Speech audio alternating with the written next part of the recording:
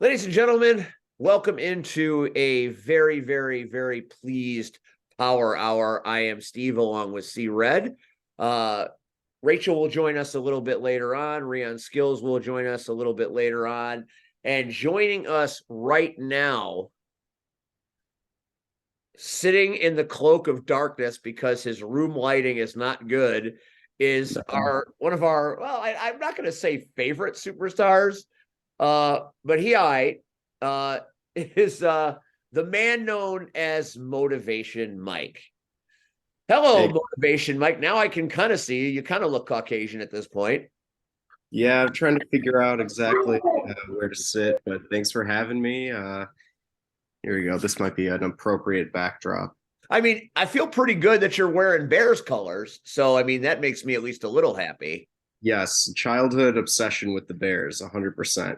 All right. So, before we get into this wrestling stick, I know Red's not going to have a dog in this race because he's Brady and wherever Brady goes, and it's been that way for a long time. When did you become a Bears fan? What was the era? Because I've been lamenting in mediocrity for about 50 years. So except for 85, I have had no satisfaction whatsoever. So when did you start? Who was your team? Well, I mean, I kind of started in 2005, 2006 when the Who was your Bears, QB? Who was your QB one? Grossman was my QB1. My dad got me into it. I was 5 years old. That's, my first memories were of, Devin Hester returning touchdowns, so that was great. But yeah, just definitely feel like we're killing ourselves death by a thousand cuts right now. So it's pretty brutal. Whenever we win the Super Bowl, though, I'm gonna get a Bears Super Bowl tattoo. So Hey, I might join you at the tattoo parlor on that one because I need to document this because I was a little too young to get a tattoo when the Bears last won the Super Bowl. That was way back in '85. I was a robust 15-year-old once upon a time. I was negative 15 at that Yes, time. you were. Yes, because you're a embryo in comparison to me. Bears teams over the years. I mean, Rex Grossman, god awful. Why in the Super Bowl they're having Rex Grossman throw a football in a 90-degree wind and rain? Oh, there's the Tampa Bay Buccaneers helmet. There's his Brady. See, he doesn't have a Patriots helmet, but he's got the. I haven't got that one yet. That Uh, will that'll probably be my gift to myself this year. there you go. Well, hey, at least you got that going for you. Um, Okay. so what is your favorite Bears team? Was it when you? It couldn't have been when you were five because you didn't know anything when you were five. Right. I would say my favorite Bears team was probably the double doink Bears team. Oh no, Even that though was that was even that though team was a mirage. Wasn't that Matt right, Nagy's first year where they were running anything trickery and nobody saw that coming and they were oh, that was a terrible. I mean, it was a fun year, but what a terrible offense they had. right. No, I mean I'm not a Mitch Trubisky fan at all, but What for about it was Cuddy? You big in Jesus you trust? Did you enjoy the Jay Cutler era? uh I feel like Jay Cutler was the definition of average. Well, I'm not about to disagree with you. Yeah. Listen, I know we're gonna disagree a lot on this show tonight, but I think we both have to agree that right now, maybe more than the last decade or so, there's reasons for optimism. There are reasons for optimism, but I'm very cautious. There have been reasons for optimism in the past, and every damn year I say I'm not going to be excited for the Bears, and then they figure out a reason to get me excited. They got a new quarterback, they get a new, coach, they get a new this, they get a new that, and I always buy into it. But I am so cautious not to. And last season was really the first season that I ever entered a season with low expectations for the Bears. I was You, always lying to you weren't myself. wrong. You weren't wrong. It's about as low as Right, it go when you get number one pick. right. QB1. We have an all-time talent. Don't roll your eyes, Red. Yeah, Justin look at Fields is that. going to be good. Justin Fields is already good. It's what they surround him with that's going to make him great. Y'all better pray that boy don't get hit and hit hard. I'm just saying, You know what We're we're trying. calling the Bears offense this year, right? I You know, mean, the offense is looking good, but guess but what? you know But what then we're y'all gave calling up. them, Red? We got a snazzy name. I already got t-shirt ordered. What is the name? Please inform me. The Legion of Zoom. Because every offensive player that is in a skill, and now Motivation Mike didn't like the Legion of Zoom. He just said, "I'm gone." He's gone. He just cut off. He wanted nothing to do with that. Do you blame him? Oh, there he's back. He's back. He likes Back. it. Every skill position player runs under a 4.6. They got mad speed offensively. Mad speed. Okay, your point. I'm just saying. You look at their running back that they signed in the offseason.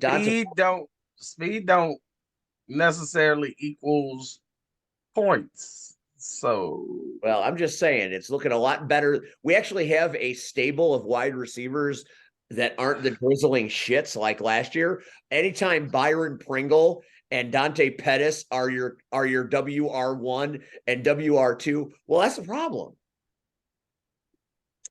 But anyway, I want to be a sports broadcaster, so we could go the whole 2 hours and talk football. But we're not going to do it. We're going to talk about motivation. Thank God. Yet another product of what I like to call the league. Motivation Mike, talk to me about. Got to say it was. Hang on.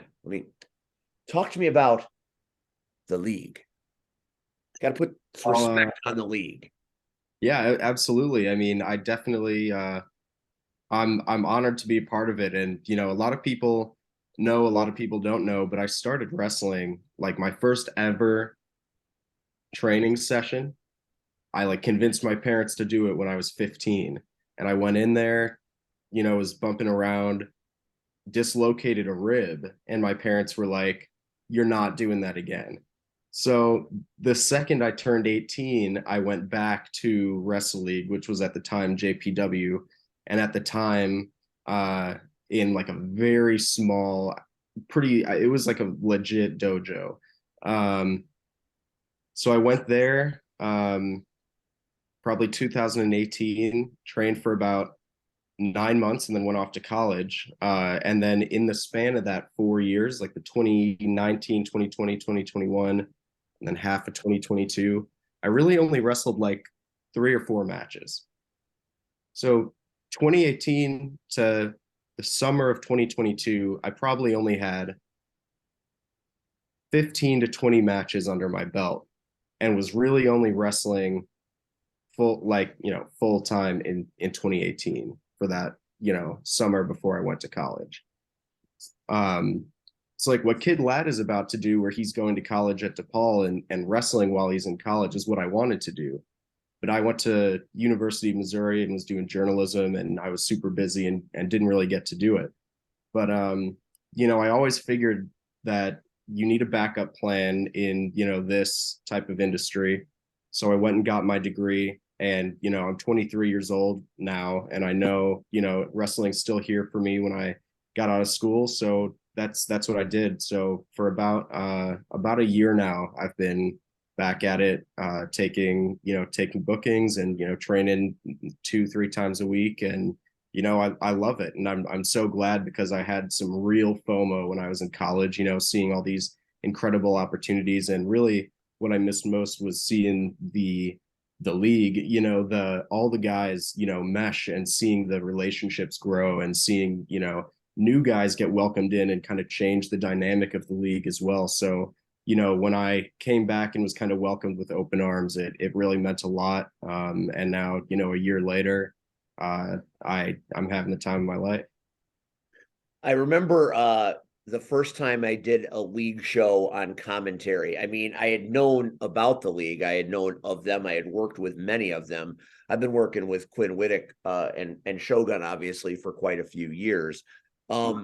But I didn't get to work with some of the younger league talent like yourself, like Lat, like the Bros and Russell and those guys, and obviously Daddy Andy and and Muggsy, and I can go on and on and on. That show at Homewood, prior to the Chicago gate, when you were feuding with Lat, and just that whole dynamic of that show. Actually, I think it might have been the match between you and Lat that made me realize just how impressive what Wrestle League is doing is, because here I am watching these two men that are smaller. I'm not going to say, I mean, you guys are immensely talented, but when you look at wrestler in the dictionary, you guys are not what would typically, I mean, the muscles and all that good stuff. You guys, have your own shtick and your own thing, but you used it so well, and the story was fantastic. So I knew at that moment that Wrestle League was doing something pretty cool. Who at Wrestle League has trained you? When I first started training, like in 2018, I was trained by Lewis the Wrench, and I was trained by Warwick Stevens. And Warwick Stevens really instilled like this tough. My first ever match was against Warwick Stevens, and it was an unsanctioned street fight. That was your first match, and what? First ever match, unsanctioned street fight, blood, sledgehammers, tables, and he beat the absolute crap out of me, and left his boot prints all over my body. And I was an 18-year-old, and he really was just like, welcome to the business. And he really was instrumental in just kind of toughening me up and whipping me into wrestling shape. And then Lewis, of course, is more responsible for ring psychology and for really teaching me a lot of the moves. And then of course I was in a tag team all of 2018, my rookie year. I was in a tag team called Team Me, Mitch and Ethan, but it was like Team Me. And it's almost like Motivation Mike, but we talked about being the most humble, we talked about being number one, and we talked about similar things to what Motivation Mike talks about, but it was in a tag team. He introduced me to the medals. His name is Mitch. He's like Mitch Andrews, super instrumental in my rookie year and just showing me all that, everything. And then now Shogun has really whipped me back into shape. When I got back from college, I was like 180 pounds and had a huge beer belly. He whipped me right. You were 180 pounds, you? Yeah. Now and within like 3 months, I was down to like 150. Good God.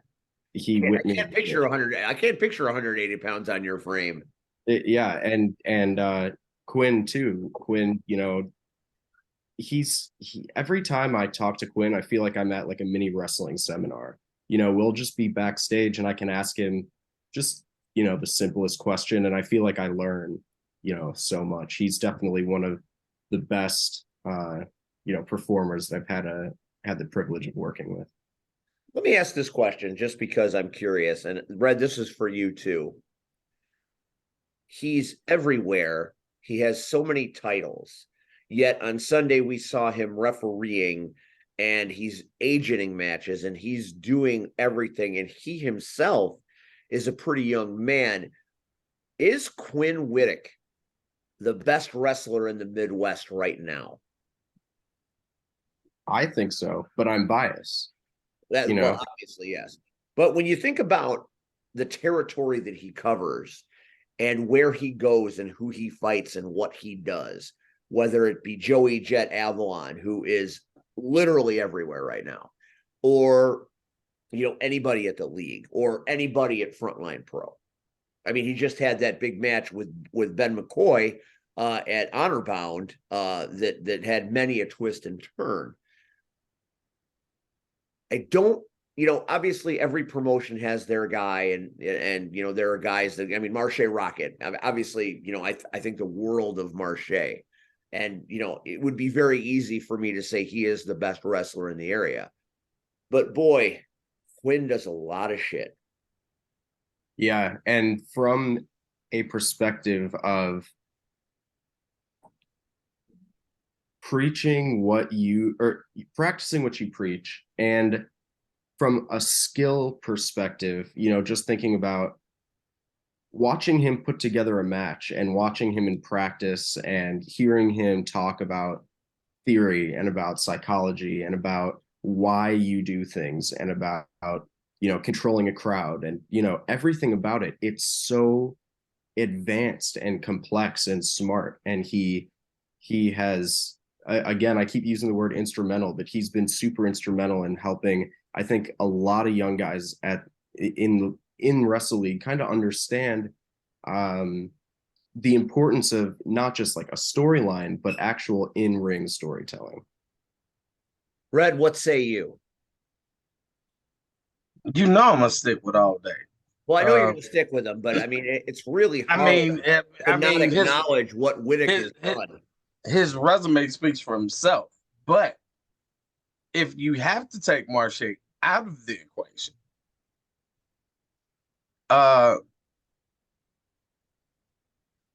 Quinn is the man right now. And for Quinn to not be as old as he is, Quinn has an old soul. He does. And it's almost like Quinn has been here before because, as Mike just stated, when you just walk past and you hear him giving somebody or helping somebody put a match together, there's always the theory in what he wants to pull out, not only of the wrestlers, but out of the audience. And the kid is good. The kid is damn good. And I mean, he has the ability to get people either fired up or hate his guts. Yeah, there really is. There's no middle. There's no middle. It's either you hate Quinn or you love him. And one of the two. Yeah, and that's what I like. That's why I like the Motivation Mike character, because he's the polar opposite. Everywhere you are, people want to hate your guts, which I think is tremendous storytelling because of what your character is. You generally represent a positive outlook, but the way you deliver it makes people just think you're just the devil. Where does Motivation Mike come from? It's a complicated story, but in a nutshell, when I came back to wrestling, I kind of, I love, character work and storytelling, obviously. And so I kind of was like, this is my dream. I can create my own character of wrestling and, start from scratch, from the gear to the entrance music to everything. And I actually had another character in mind who was nothing like Motivation Mike. He's honestly like more of a supernatural character.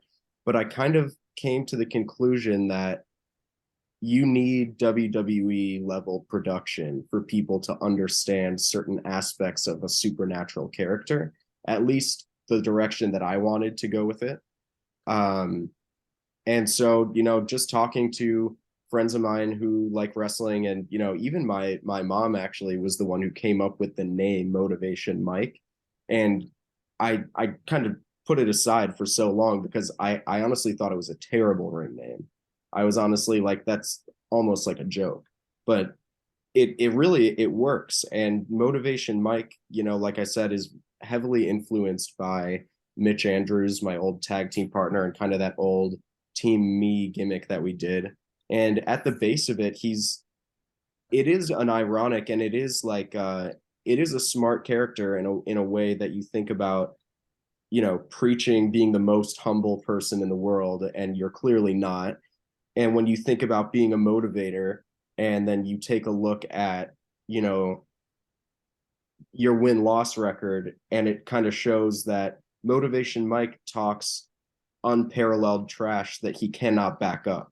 And it's kind of like a beautiful knowing your role and, understanding where you are in a show. And, I really, when I feuded with Kid Lat, that was my first feud as Motivation Mike. And I really, I'll never have a match without some type of story behind it. Like I'll cut a promo and make a story, like it, because I was trained that, you could do a quadruple backflip off the top rope through a flaming table and no one is going to care if they don't care about you. If they're not vested in your story, it doesn't matter what you do. Right. And, I'm not here to play the, AEW versus WWE game, but I feel like AEW is so impressive in the ring, but I'm just like, because I'm not invested in the characters like I am in WWE. And when I'm trying to be Motivation Mike, like I said, it's not only in-ring storytelling, but it is a story in general. And the opportunity to work with Kid Lat was really my first time to have, my own creative control and have an extended feud. I mean, that was like 4 months long. And, we were going back and forth on social media and doing promos and, cinematic stuff. And, I'm super proud of that feud. And, kind of what came of Kid Lat after that and what came of me after that. I kind of view Motivation Mike as like a Miz like character or like a Dolph Ziggler like character where he's good and he's credible, but I know my spot on the roster and I know what I'm good at. I know I'm good at getting heat and trash talking and, getting, putting people over.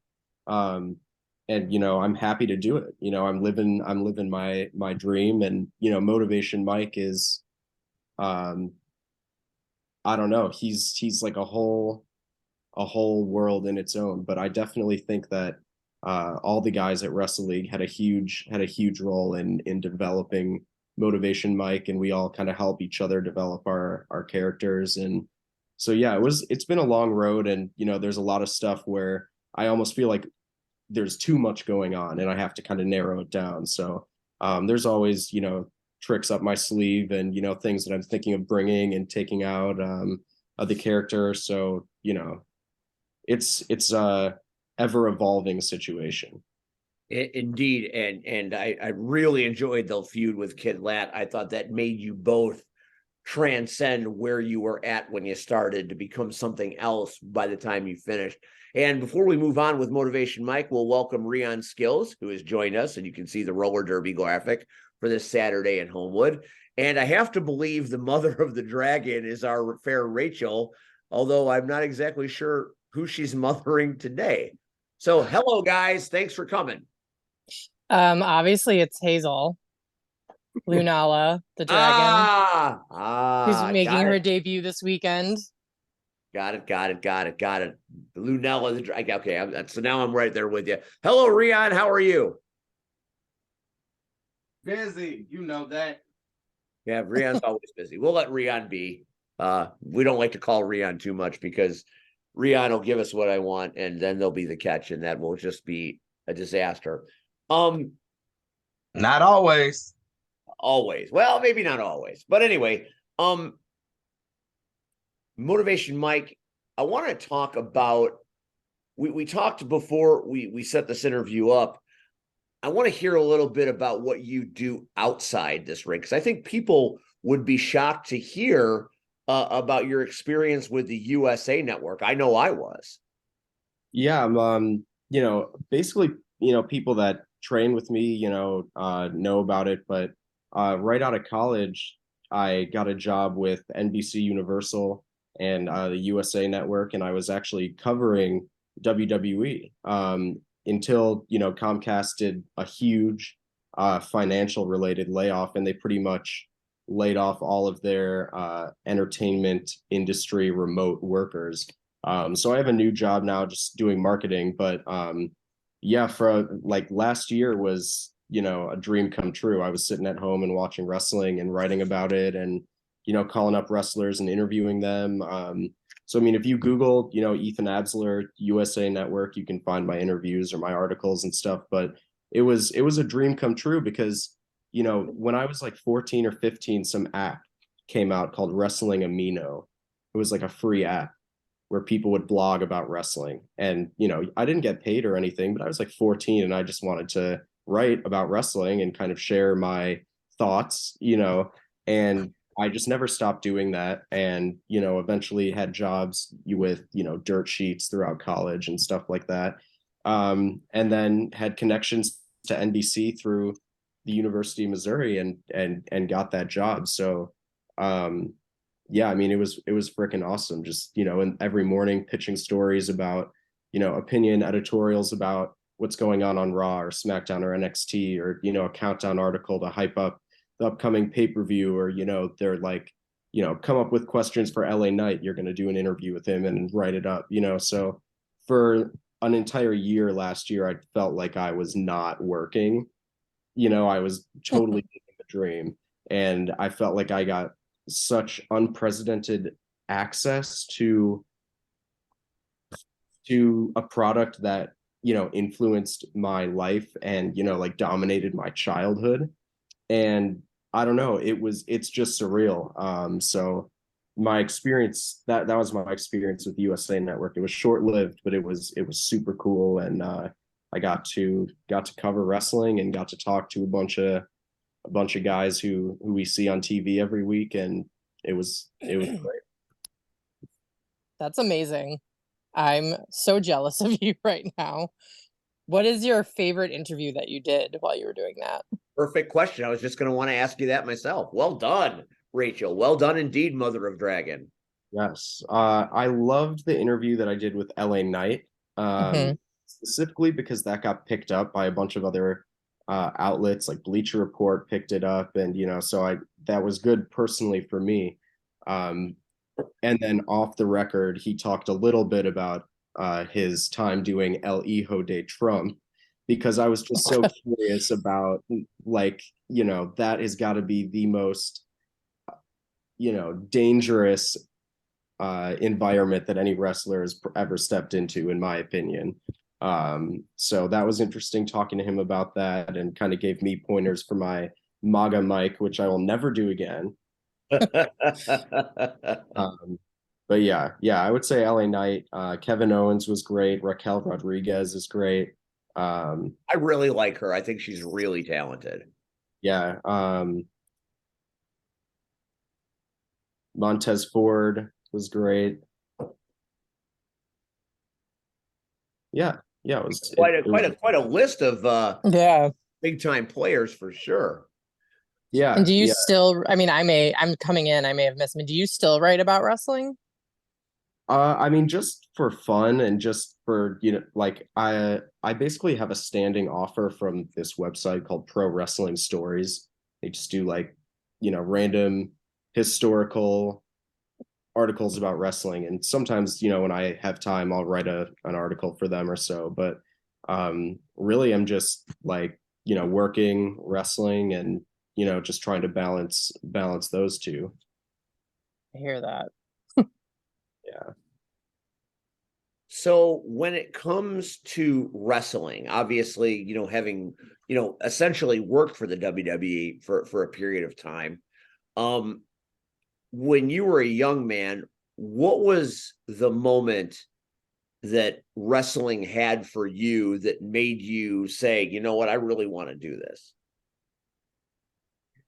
Well, when I was younger, my brother and I were just like channel surfing. We were probably like 7 years old, 8 years old, and he always wanted to watch it. And I kept telling him that I didn't want to watch it.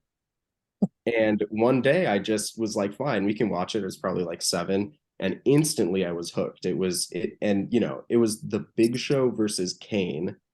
And, the Big Show lost. And it was like, wow, we got to tune in next week and see what happens. And then after that episode, I was like, we got to tune in next week and see what happens. And before long, I series recorded Raw and SmackDown and realized that I was hooked. And I think it was like some John Cena and John Laurinaitis moment where I was like some 10-year-old kid. Oh my God, Rion. Where I was like a 10-year-old kid. And yeah, yeah, I saw Cena and John Laurinaitis and was just like so invested for no reason. Rion's going to get you with these pictures. That's what he does. He sits there and he finds the most embarrassing photos you could possibly have, and just I know. He here threw you me go. off my train of thought there. I love it when Rion puts a picture up, and then it takes a few minutes for the guest to say, "Wait a minute, what is that picture?" And then it goes into its own thing. I love that. That's one of my favorite things here on the Power Hour. So you became fond of wrestling, and obviously Big Show, Kane, that was your moment where you were hooked. But there's that moment where you're like, you know what? I want to do this. I want to learn how to wrestle and do it. What prompted you to get into it? That was Daniel Bryan for sure. And that was also my brother and I, you know, wrestling each other on the trampoline and thinking that it was fun. And then doing it when we were older and being like, oh, you know, so I mean, I had a whole backyard fed with like friends from like age 12 to like 15, you know, You and as Joey Dalton. Joey Dalton spent half the podcast when we had him on here talking about his backyard fed. But go ahead. I mean, it was crazy. I mean, we had a YouTube that has since been terminated. Yeah, we had a ton of fun. But I think that was really like a time where my friend, I mean, I'll look back when I'm an old man and my best memories will, you know, be wrestling related. And, you know, one of them will be me and my gang of friends from middle school, you know, in my backyard, creating characters and filming matches and putting them up on YouTube and, you know, wrestling over the plastic Target replica belts. But you know, and then of course, you know, my back, you know, I was born with a spinal cord disorder called ankylosing spondylitis. So, you know, that kind of put things into perspective for me where I knew that I wasn't going to be able to wrestle forever. And so I was from a young age, I kind of had this perspective and philosophy that like if you want to do something, you got to do it. Because I mean, my back is screwed up. Like I'm taking injections every Monday for my back, you know, physical therapy. There's, I'm sure, surgery in the future. But yeah, I mean, it doesn't stop me. And yeah, I think the moment that I decided I want to wrestle was that mix of Daniel Bryan and, you know, things happening in the backyard that I enjoyed, and you know, just kind of being like, screw it, you know, my back isn't going to stop me. I'm going to do it. With your back being such an issue, how do your parents feel about you putting your body on the line? Because like I said, you know, when you wrestle, I mean, you are up in there doing everything, and that's got to be a concern. Yeah, I mean, and when I was, you know, 15, 16, when I had that first training session and dislocated my rib, that's just because of the shape of my back. You know, I have videos of that training session, you know, the bumps surprisingly were actually decent. But it was just, you know, my back, you know, is not built for this. It affects other joints in my body. Like I have, you know, probably a torn rotator cuff, you know, and a bunch of different things going on.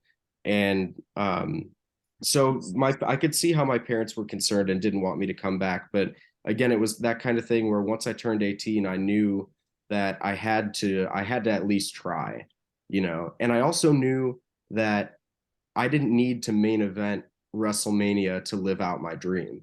Like I would see kids at indie shows super entertained, and I'd be like, my dream is just to do that. Like I don't even for 30 people. Like at the time I was like, that's awesome, you know. Well, that's pretty impressive. Red, how do you justify what he just said about wrestling with a chronic injury like that? I mean, I know you've dealt with people over your career that have had issues like this, but that's a pretty big risk, right? It's a huge risk. I call it borderline insanity. Uh, only because your passion is so much bigger than what anybody else can imagine. Uh, and none of us can none of us are in his body, so we can't tell him, hey, it's gonna feel like this or it's gonna feel like that, uh so yeah, the common sense is like, no, don't do it, oh no, you're gonna wake up tomorrow, you're gonna be in all this pain, kid, stop, but hell, even us vets, I mean, hell, after, again, I wake up some mornings like, oh my God, why did I do that? Like, and I could have took Especially the after most all those flawless. lap dances yesterday. I bet you were sore.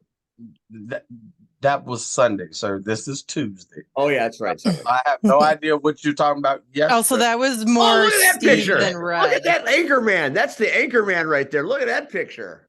Yeah, those were the days of the Anchorman. But yeah, no, Red, you're totally right. I mean, every medical professional says stop, but it is a genetic disorder. It's an autoimmune disorder. So wrestling is not making it worse. It is just making things more painful. well, like I say, I even applaud you uh, for living out your dream, um, because most people would have stopped. Most people would have said, you know what? Okay, that's it. Never mind. Um, Maybe I'll stick to writing or just did something totally different. So I applaud you for sticking to your dream. And I applaud you more than anything else that what I heard is you understand reality. I mean, we all have that star in our eye where we all want to main event a pay-per-view on live national broadcasting, and we want the accolades of but the reality is, and I try to tell young guys this, wrestling is no different from any other sport. There are a handful that make it, a handful. It's not a lot. you know uh Honestly, last night, watching Seth Rollins, when he made his entrance in the main event last night of Raw, and he stood in the ring and he just posed, and like, I thought about a guy that wrestled us in a small gym in Joliet, and I just said, he's one of the few that made it. One of the few, you know. I mean, now go back to that same, well, another gym, same company. AJ Styles was there. Nobody knew who he was. I was like, wow, that's right. AJ was there. Like, there's a handful of guys that make it. When you think about, if people step back and look at a average weekend, and we only think of our city, but we don't think about the nation of all the indie workers that are working every Saturday. That's a lot of people. A lot of people. And only a handful get to make it to the next level. So a lot of guys, they're working so hard to get to that level where they miss out on, like you said, the 30 people. Like, people asked me, and shut up, Steve and Rachel, but people asked me, how was my weekend today? And Saturday, it was all right. but I had a blast on Sunday.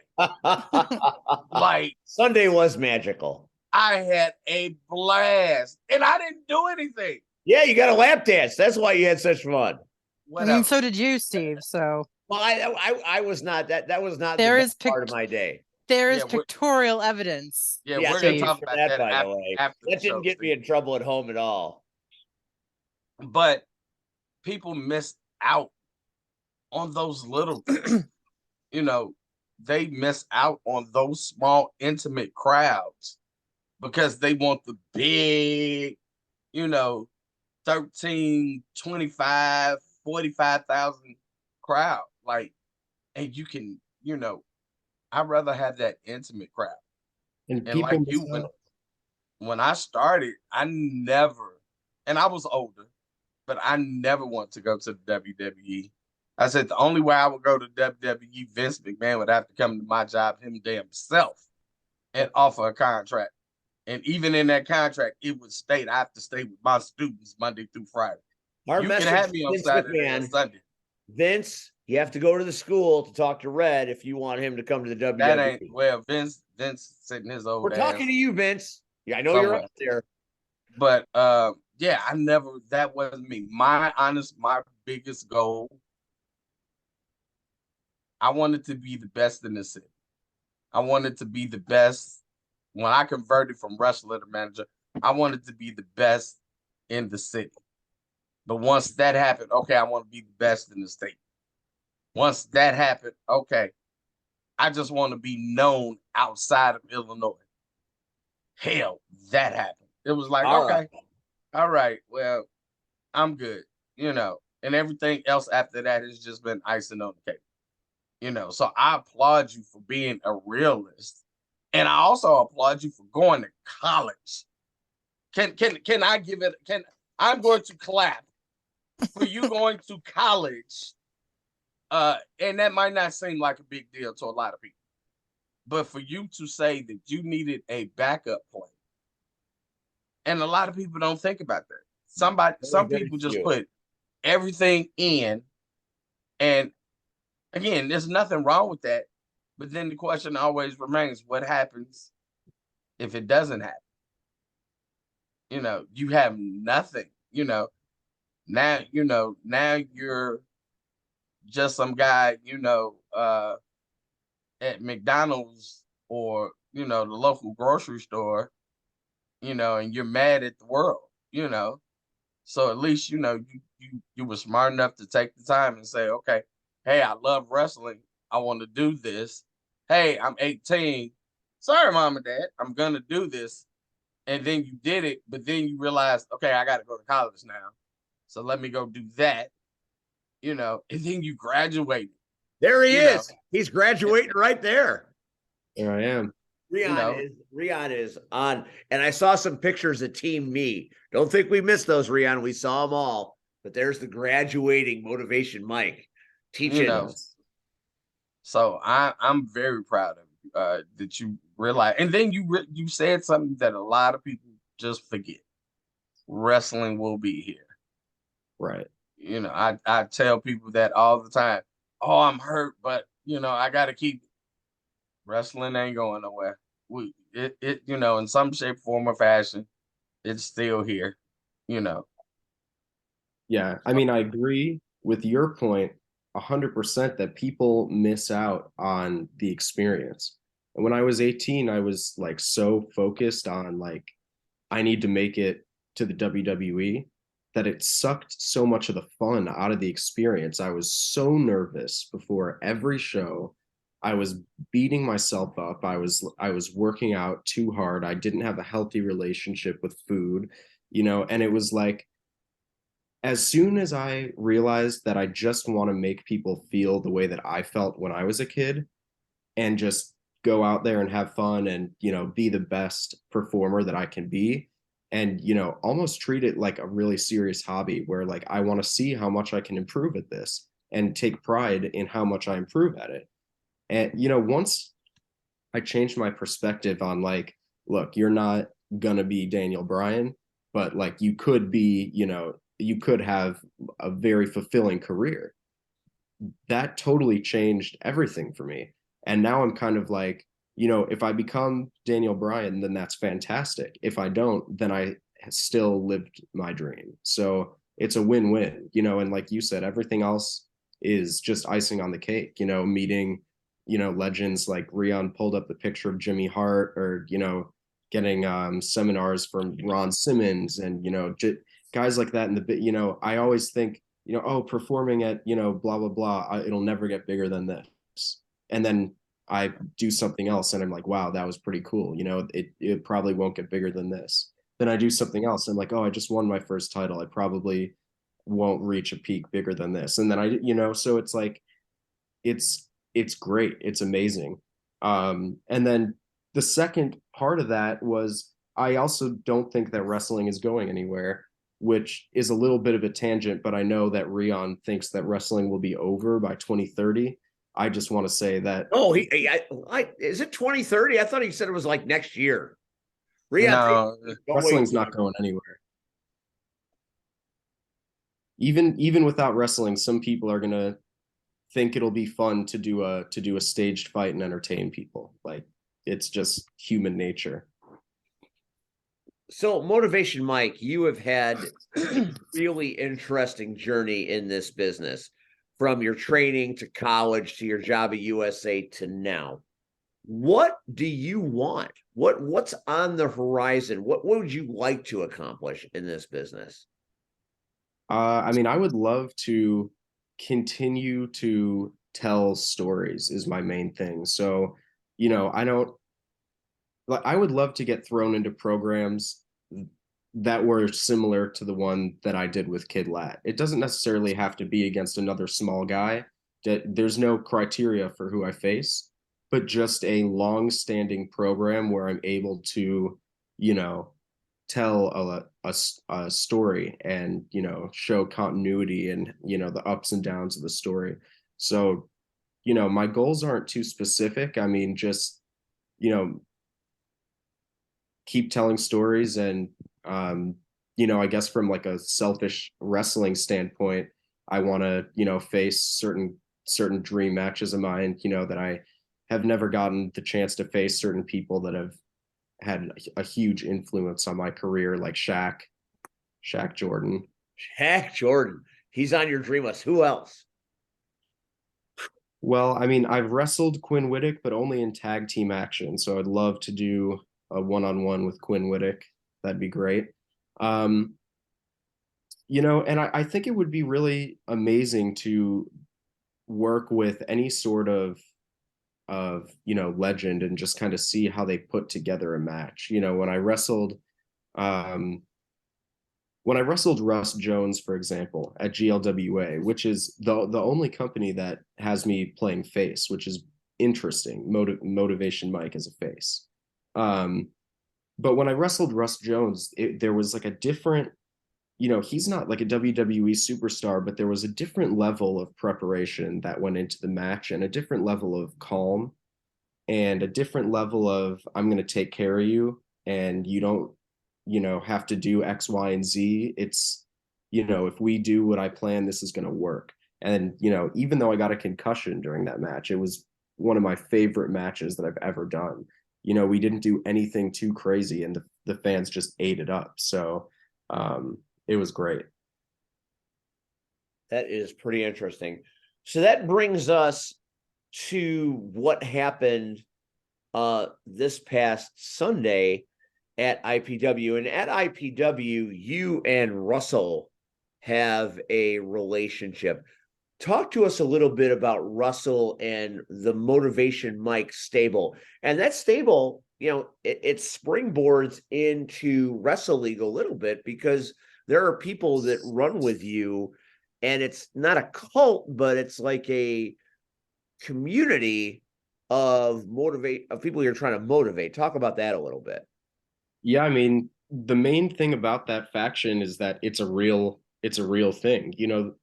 Beyond the league being a true, brotherhood, the thing about Russell and I and the Bros and Braylon, specifically the five of us, is that we, drive to most shows together, we travel together, we train together. And I think that out of the Wrestle League group, we've kind of carved this weird niche where we all kind of have the same philosophy about wrestling, and it makes us feel the same way, and we all admire each other's passion, and we kind of feed off of each other. So Russell and I, specifically Russell and I becoming this team and this relationship was almost like something that we willed into existence. We had kind of been like, we should do it, we should do it, we should do it. And then one day, I don't know if it was at IPW or if it was at GLWA. One of us just came out ringside with the other person. We were just like, and they started using us together. And so, we have some ideas for some things, expanding this group between Russell and I to other athletes that we think can be motivated. But what happened this Sunday was definitely not motivational. I'll tell you that. Yes, Stevie Two Belts. What do you have to say? Yeah. But I want to talk more about the Motivational Society is maybe what I'm looking for. So I know Russ is a part of it, and at Wrestle League, you and Kid Lat did your thing, and there was the other wrestler that was involved. How many people are in the Motivational Society? I mean, it seems like a stable that could be growing. I mean, it's not called the motive. I'm using the term because I just call people different things. But are you looking to build like a stable to motivate? Is that a thing? I would say it's safe to say that I have my eyes on that type of group. I think that we can all elevate each other with the motivational lifestyle. Right now, Coda Hernandez, who was in the Motivational Society, as you call it, we're on a little break right now, Coda and I. But Russell and I are going strong. Hopefully we get Disco Ray in there, the Bro Bros in there. I got my eye on some other athletes, EJ Swanson, super motivational. Well, you can have Swanson. Nobody likes Swanson. Take him. Workhorses, super motivational. The workhorses? Get the fuck out of here with the workhorses. Nobody wants the workhorses. Are you kidding me? Why would you want to associate yourself with those jagoffs? Because right now, Steve, they're down here. They are down there. It's an opportunity, and that's with all the love and respect to the workhorses. Why would you love and respect those douchebags? Elevate them with my motivational. You're going to motivate them into something better than they are. Good. Yeah, I'm going to rid IPW of the workhorses that nobody likes, and I'm going to improve them. And everyone, by the time they're done with me, they'll be, first of all, more tolerable, and second of all, they'll probably win back their trios championships. Will they stop wearing sweatpants to the ring? I'll talk to them about that one. Oh, it's great. Even I don't wear sweatpants to the ring, but that's neither here nor there. That's phenomenal, and I love the fact that there's going to be other people in this society. I don't think you're going to get the Bro Bros. I mean, the Bro Bros, they're the street urchins from Leonardo, New Jersey. I don't think they need to be motivated. They're high enough as it is. But you see, they're very gullible, so I think I can maybe like have them join the group without them even knowing that they joined the group. That is not a bad point whatsoever. Although, how awesome were the Zebros this past Sunday? Was that not the most that is one of the most amazing officiating things I've ever seen. I mean, IPW has had some incredible officiating because, the Zebros, you had Hamburger, the referee, and then you have referee Sexy Violence, of course. So, referee Red. C-Red, I mean, obviously you don't like that, but C-Red, I mean, anytime somebody of C-Red's caliber, special guest referee, I mean, it didn't pander out for you in the end, but that's certainly a high quality official. Well, the Hot Rod was a referee this weekend. Hot Rod also was a referee. He definitely did not do his referee duties, but he tried. C-Red, I think, he didn't do his referee duties either. He got a little confused about what warrants a disqualification, an ejection from the ring. I didn't touch anybody, and I got ejected. You didn't touch anybody. Listen, I got a lump on my head that says you touched somebody. I'd like to see that lump. We will see that footage, son. As far as I'm concerned, you and I have issues now. There is a receipt forthwith for what you did to me. All right. Matter of fact, I mean, let's just call a spade a spade. I bring these things out for ornamental purposes at times, but let's just bring this right out right now. Let's just put this on the shoulder. Russell's no, not Russell's belt, because if Russell won the match, this would be Russell's belt. But Russell didn't win the match. As unlikely as it is, I'm your IPW alternative champion. And since you decided to kind of kick me in the face, I mean, anytime I punched you in the face. I didn't kick you in the face. I didn't touch you. Okay, so you did. He admits it. Actually, that's not very motivational. I would not do that. Here, well, you heard it here first. And here's the beautiful part: we're recording. We are recording. So yeah, I'll need to see that photographic evidence, But so I've already beat your boy Russell, and if he wants a rematch, he can call me up anytime he wants to do it, and we'll go again. But you tried to interfere and tried to injure me. So anytime you, Motivation Mike, would like to become the alternative champion, well, you just let me know. My dance card is open, because, here's the thing. People think that yes, it's a fluke. I mean, there's no real good reason other than the fortune of the ages happened to me. Hey, I've been quiet this whole time. I'll be damned if you say that's a fluke. You can sit here and talk as much shit as you want to. I'm telling you, no, sir. We are not going to do that. You're a main event Steve. Everybody talked about the winter of Whitlock. What about the summer of Steve, sir? Why are we Stevie not talking Two Belts about Stevie Two Belts? Why are we not talking about main event Steve Summer, the mess itself? Why are we not talking about this? Why are we not going out here and being excited about Steve Barrett? When are we having a Power Hour photo shoot with Stevie Two Belts? So, but that's Rion makes a great point. Well, you say let you know. I'm letting you know. So are you wanting a shot at the title? Motivation, yes. Mike? Yes, of course. Because I'm gonna take your trophies and I'm gonna shove them straight up your ass.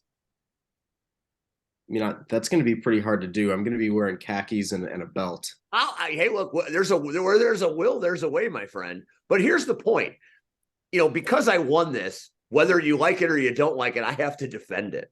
So at some point, somewhere down the line at IPW, this thing is going to come out and there's going to have to be defense. And somebody is going to have to come and try to take this off my shoulder. Is it you, khaki boy? Well, either me or my client, Russell. So Russell's having a little bit of a conflict. I mean, don't forget that I have challenged you to a match for custody of Russell as his mother. I don't know. I would much rather fight Motivation Mike than Rachel, aka Cactus Rack, Russian Blue, because I feel like at least I have a shot against Motivation Mike. And I mean no disrespect by saying that. We should do Dominic Mysterio custody of Russell ladder match. Absolutely. A ladder Absolutely. match. I never thought I'd take a DVD and Rion, make it happen. I never thought I'd make a DDT in my life, but that happened on Sunday. So, if you want a ladder match for the custody of Russell, I'm in. So would we just hang like a LeBron James jersey up above the ring? No, we would hang Russell up above the ring. Russell's got to stand up on a ladder. God, I don't want him on the top of any more ladders. You could do Russell in a shark cage, Russell in a shark cage. Yeah. And the longer it takes, the lower he gets to the sharks. Yeah, I like that. That's a good one. And we could do that along the time that Max and Backwoods are in a steel cage, because we'll have the fortification out there. Well, that's what I love about IPW. The first time I was there, Rion was how about you sit in the crowd and you just watch this show and see if you like it. And it was like the weirdest, most chaotic, most fun wrestling show. It's not, it's like wrestling when everyone says like, don't take it so seriously, have some fun. That's what it is. It's like, it's just so fun. And the vibes are so like unmatched at that than at IPW. For a crowd of that size, for the amount of fun. Hey, go back to that other picture because I don't even remember that picture being taken. I don't remember this one either. I haven't seen these pictures.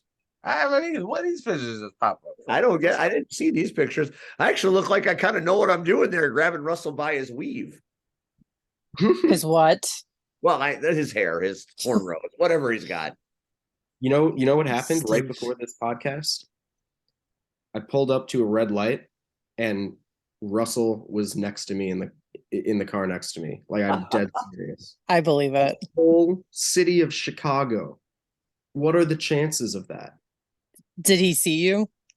At first, no. So I stuck my head out the window and he texted me. He's like, I thought some dude was about to cut me off. Then I realized it was you. And then he tried following me and it was a whole thing. But Russell. And he was Russell, he's just driving around aimlessly the city of Chicago. He does texting while he's driving, apparently. Trying to And figure out probably what he's going to driving do with with his life. He doesn't know, Rion, that might be my favorite picture ever of my wrestling career in 10 years. I feel like I want to put that on a t-shirt because I actually kind of look like a wrestler there. So that's amazing. Thank you, Jamie. I have to believe Jamie took that picture because that's amazing. He's somewhere trying to be and maybe I don't need that picture because that happened.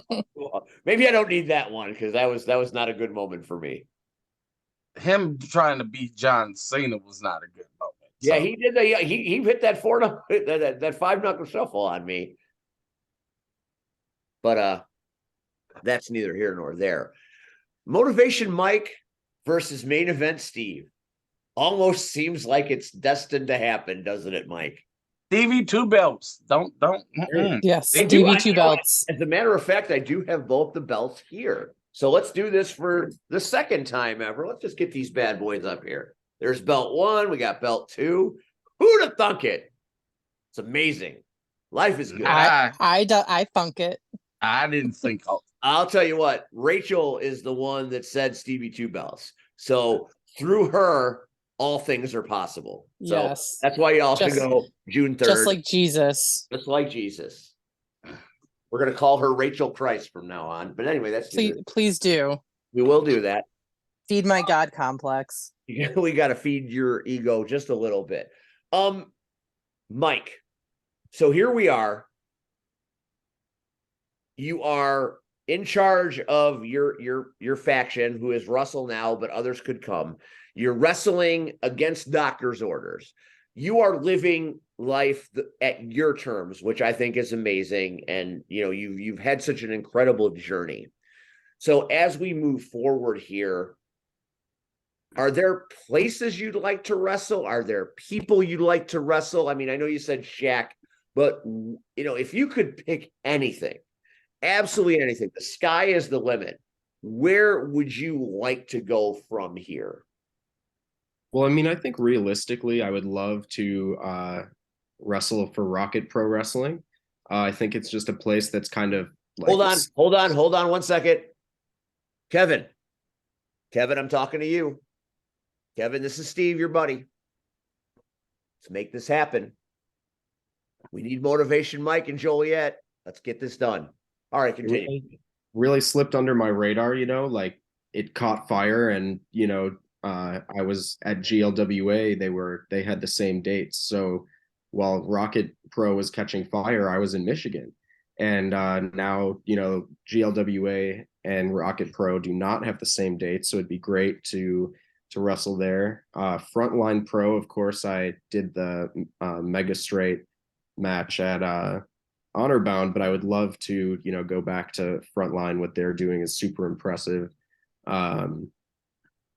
Yeah, I think those are the big two. And then, if you talk about, just the sky being the limit and, wrestling people, and stipulations and things like that. I really want to do a ladder match. I've always really wanted to do a ladder match, and I don't think that Motivation Mike has shown his daredevil side yet, but I am definitely an adrenaline junkie, and I will do a flip off a ladder. I would pay good money to see this. Yeah, I will destroy myself. I don't know if I'm ready to put the IPW alternative title up in a ladder match. I don't know what that looks like. I don't know if I mean, yesterday when I woke up after the adrenaline had run off, I didn't feel great. I imagine that if I was involved in any sort of ladder situation, that I would feel worse. So I don't know. I don't know if I can give you what you want there, but I'd like to see you in a ladder match. That would be pretty cool. And the rest of the league guys, set the bar so high. That last 5-way ladder match, Russell, Andy, just unbelievable. You mean when Russell almost died? Yeah, that was horrifying. The most unsafe he's ever worked in his life. And there was another ladder match too. It was a fatal 4-way in 2018 or 2019, and it was Mitch Andrews, my old tag partner, Quinn, Mr. 100, and Alvin Gray, and that was probably like one of the best matches I've seen in person, regardless of promotion, regardless of stakes. That match was off the chains. When you said Mr. 100, you of course were referring to Joey Dalton, correct? Yes. I'm getting there.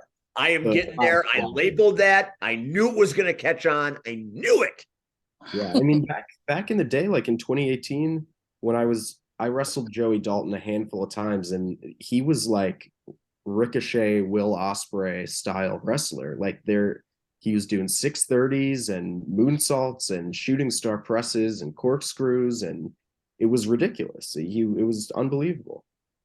Joey Dalton is one of those wrestlers that people just haven't caught wind of how good he truly can be.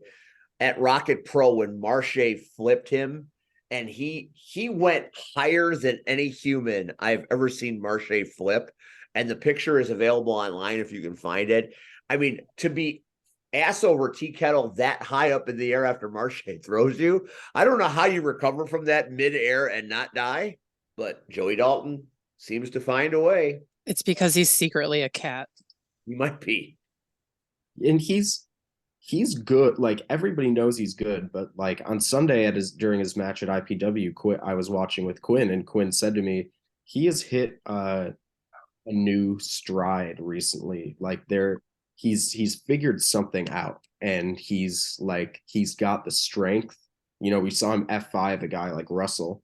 He can do the high flying stuff. We see him hit the 630 every once in a while, but he's smarter. He knows that he needs to preserve his body, and he uses his technical wrestling as well.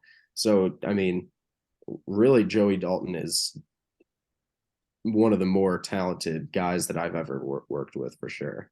He hasn't gotten his due quite yet, but I imagine he will, because talent like that doesn't go unnoticed for a long period of time.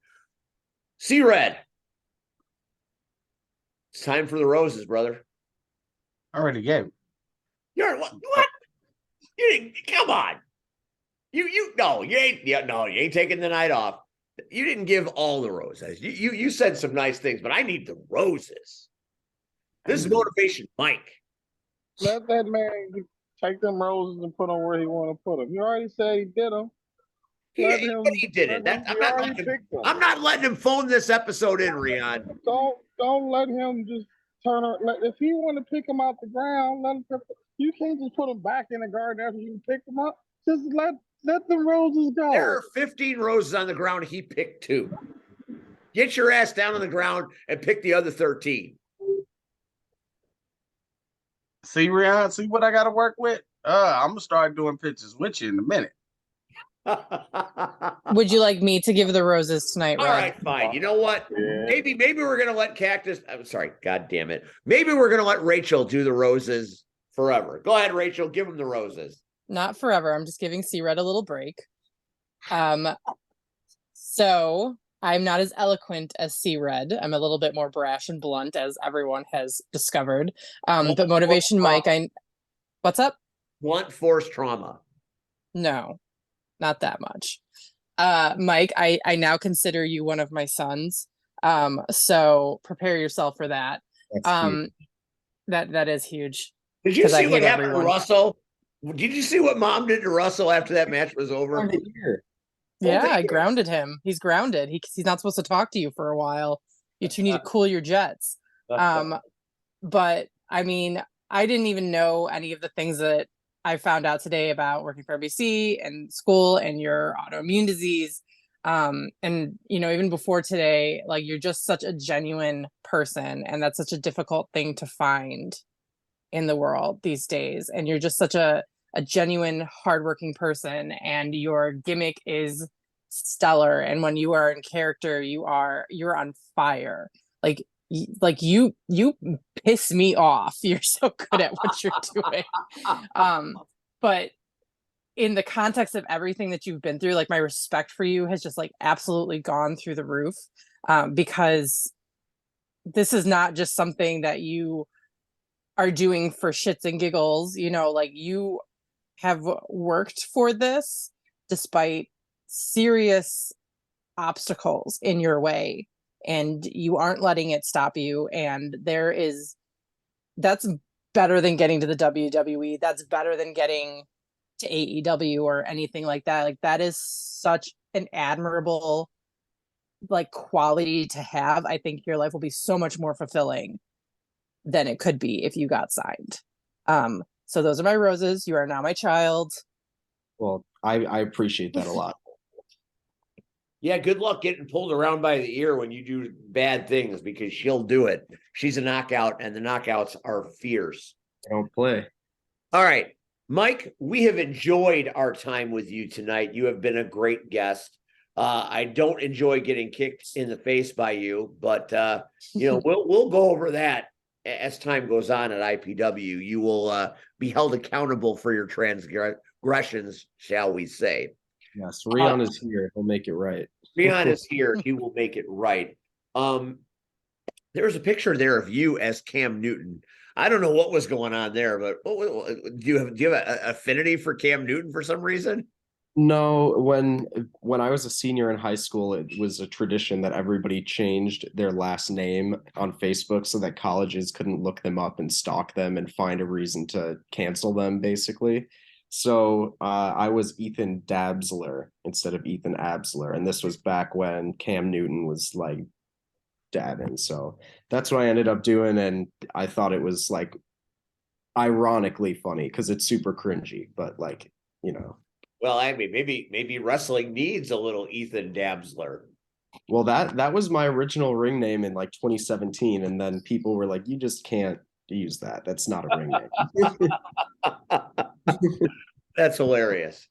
We're going to talk IPW right now, so you're welcome to stay if you would like to, or you know, you can go and live your life wherever you are. I definitely think we want to have you back because you're a fascinating young man. And I feel like you are going to do pretty amazing things in this business. Absolutely. Yeah. Thank you guys. And I would love to come back. So just let me know. Yeah. Especially if we end up tussling over that belt at some point, I'll definitely have you back because we'll have to talk some shit. All right. We'll have to recap that. We'll have to recap that after you lay me out and leave me for dead. Ladies and gentlemen, this is Motivation Mike. You can find him at Wrestle League. You can find him at IPW. You can find him managing clients like Russell who lose their belts regularly. For motivation, this is Motivation Mike. Thank you, guys. All right. Motivation Mike, you stay, you go, whatever you need. Thank you for coming on the show. We appreciate you.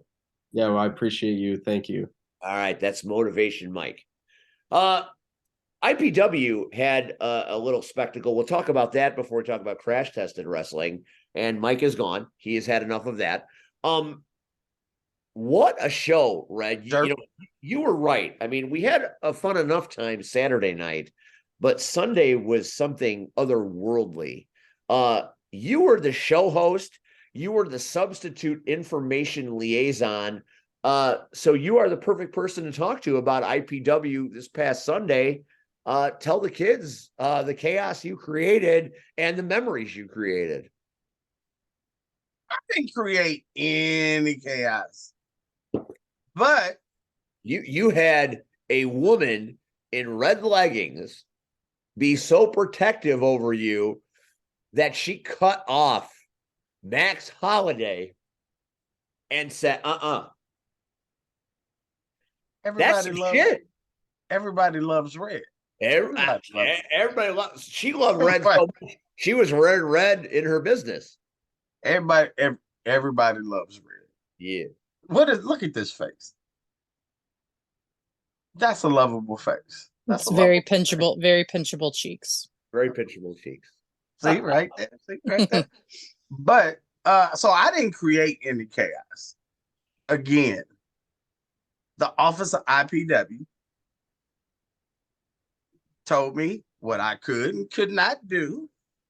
Trust me, that would have been more chaos if I could have. But I stuck to the grounds. I mean, let's be honest. The opening contest was for the IPW Junior Heavyweight title. All of us know how it went. And for the fans that weren't there, just to recap, EJ Swanson beating the shit out of Kid Lat. Kid Lat came back, and let's be honest, surprised the whole damn building, and he got the 3 count, right? He did. We were all ecstatic. We were all happy. Even you, we went Facebook Live for this match. You can see that commentary live on social media. It's out there. It was a banger of a match. The opening match, Swanson Lat for the Junior Heavyweight Championship. I'll never forget it. And we were happy. And Kid Lat Parents were happy. Kid Lat celebrated and celebrated with the fans. He was crying. He celebrated with his parents. You know, right. He ran to his parents, hugged his mom and his dad. They embraced. And as he goes back, punk ass Swanson hits him in the back of the head with the medallion. I mean, that was a straight up ARC move. Hey, no. Straight up. No. You might as well have been doing this. See, that ain't even what we do. So, see, you wrong already. So, when the special referee for this match, Quinn Whittick, you know, he didn't even appreciate. He started to drag him on the floor like he was a piece of filth or something, you know. And Swanson hit Whittick. Now, Whittick took all his restraint and looked at me like, hey, bro, you're still wearing the stripes. You can't do anything. You know, but when he handed Quinn the medallion and told him he was using it, I had no choice. That was his right. He earned the medallion and he cashed it in. And he cashed it in, and for the second time, he is now the IPW Junior Heavyweight Champion. I was not happy, but rules are rules. Now, the thing is, if Kid Lat asks for a rematch, Swanson doesn't have that medallion anymore to kind of say, okay, well, in case, because he's used up all of his medallion's powers, per se. So I can say there will be a new medallion tournament in the future. But that kind of went to later on where Quinn came back out with Kid Lat and asked for a match with EJ Swanson and anybody he could find to be his partner. And I agreed.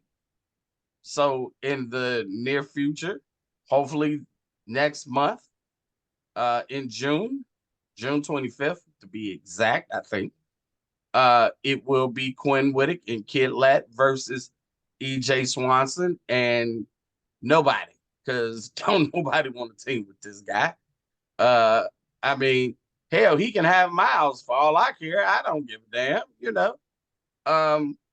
It is what it is. The second match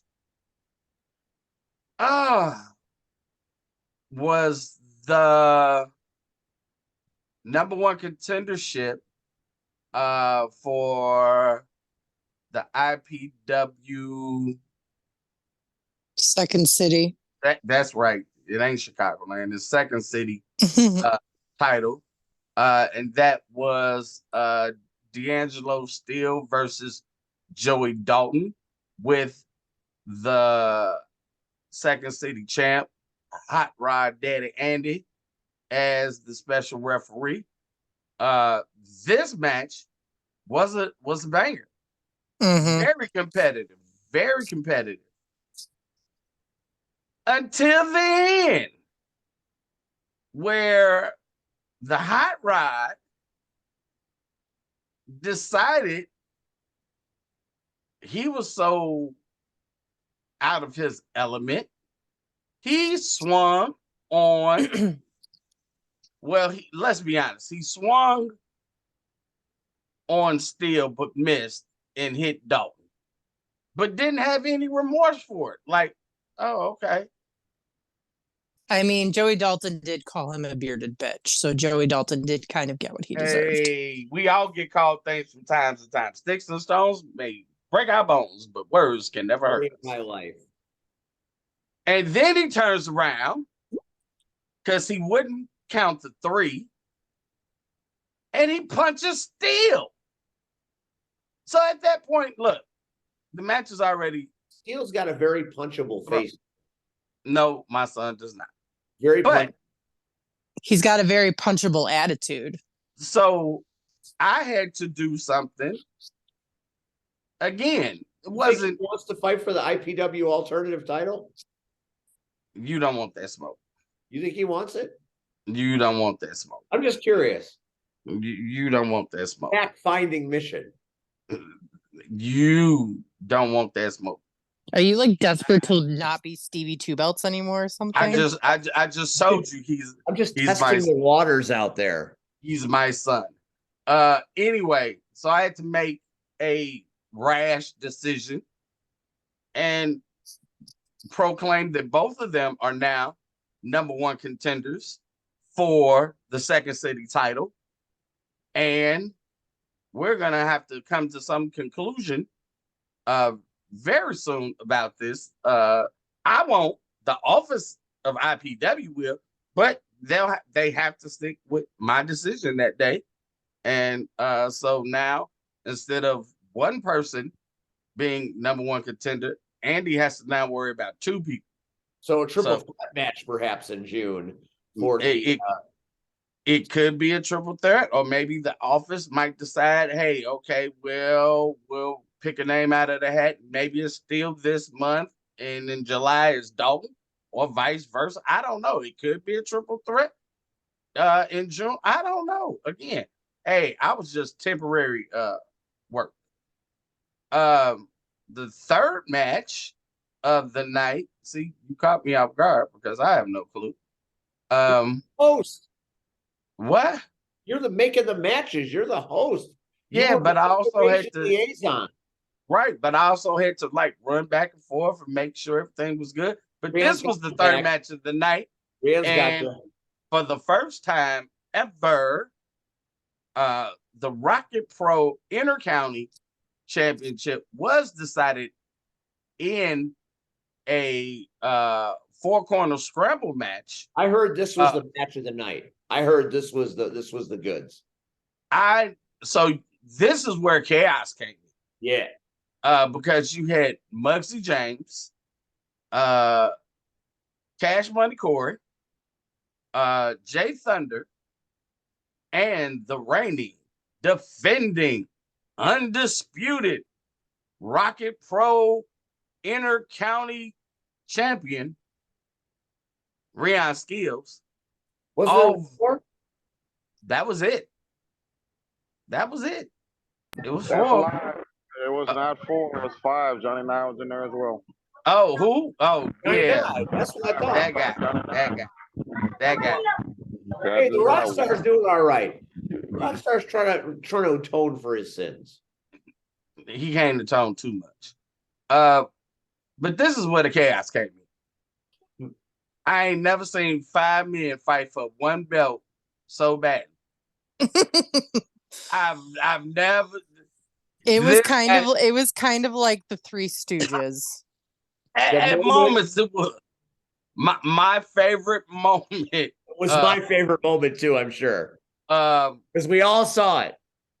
Corey hit the first corner. Bam! Hit the second one. He hit a second one. Bam! Hit the He third hit one. a third one. He And didn't hit then the fourth one. Jay Thunder stood in his way. He tried to go left, Thunder went left. He tried to go right, Thunder went right. And he realized that at that point, he wasn't going to get by Thunder. And he just threw the belt and laid down. I mean, I don't blame him. As big as Jay Thunder is, That is such a great wrestling moment. I will remember that for a long time. you know. And here's what I love. You know, you give him a lot of shit, Steve. But our co-host I give Rion love. What are you talking has about? to be the most intelligent man in the room. Because, yeah, he fought, but then he also played the long game. And he waited for an opportunity where he fought to hit all 4 corners.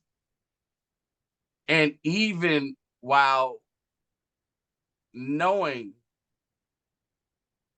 he knew, like Muggsy had a 400-pound man on his back. He's picked him up. He's holding him. Now, let's be honest. You can't just drop a 400-pound man, like, without pulling something, hurting something. So Muggsy was in conflict. And the look on Muggsy's face as Rion hit number 4 was, I pray to God somebody has a picture of that. Because that was the moment. Muggsy understood. He fucked up. Because Rion was done. He was probably done. He was probably gassed. But guess what? He was the smartest one in the room that night. And that's what it took to retain his title. So now Hey. in June, what happens in June? Is that title going to be defended again? We don't know. I think only the offices of IPW and Rocket Pro, and I think once Rocket Pro sees the footage, they'll make that decision. But I think it just showed whoever in Rocket Pro helped IPW put this match together. They kind of wanted to test and see what the champ was made of, and they found out. He's more smarter than you think. And so he's still walking out. So they might have thought, oh, hey, maybe we'll get a new champ. And no, not when you come back in September right now. No, he's still the champ. Oh, he's still got a couple of months before September, so you never know. Well, yeah, that's true. They might make him defend it next week in an alley match. I don't. Match number 4 after that, I want to say it was Was it the four-way, the turtle there? That's what it was. So it was again for the this time for the Rocket Pro Chicagoland Championship, featuring, so I can say this right, Say it right. the Chicagoland, the Rocket Pro Wrestling Chicagoland champion, the Amazing Turtle. Mike Brennan. Gotta say it all. Not get it all that. Come on, you gotta say it all. They don't even say all that. They just He's say the the amazing. defending champion. He's just the Amazing Turtle. You're just mad because he kicked RVP's ass up and down the street. I don't give a damn. I know. Yeah, you kind of Was this not the weekend to prove that I did not give a damn about? You have to give a damn deep down. I'm sorry, Steve. I don't know if we were watching the same match because I do not recall Renee getting her ass kicked in any way, shape, or form. What I do recall is a drunken Sean Danger thinking that she was Turtle and grabbing her leg so she could not get back into the ring. Well, there you go. Maybe I missed this match. Yes, you did. First of all, and me and Rachel talked about this. I'm not shocked. You know why? Because Sean Danger had been out there all night.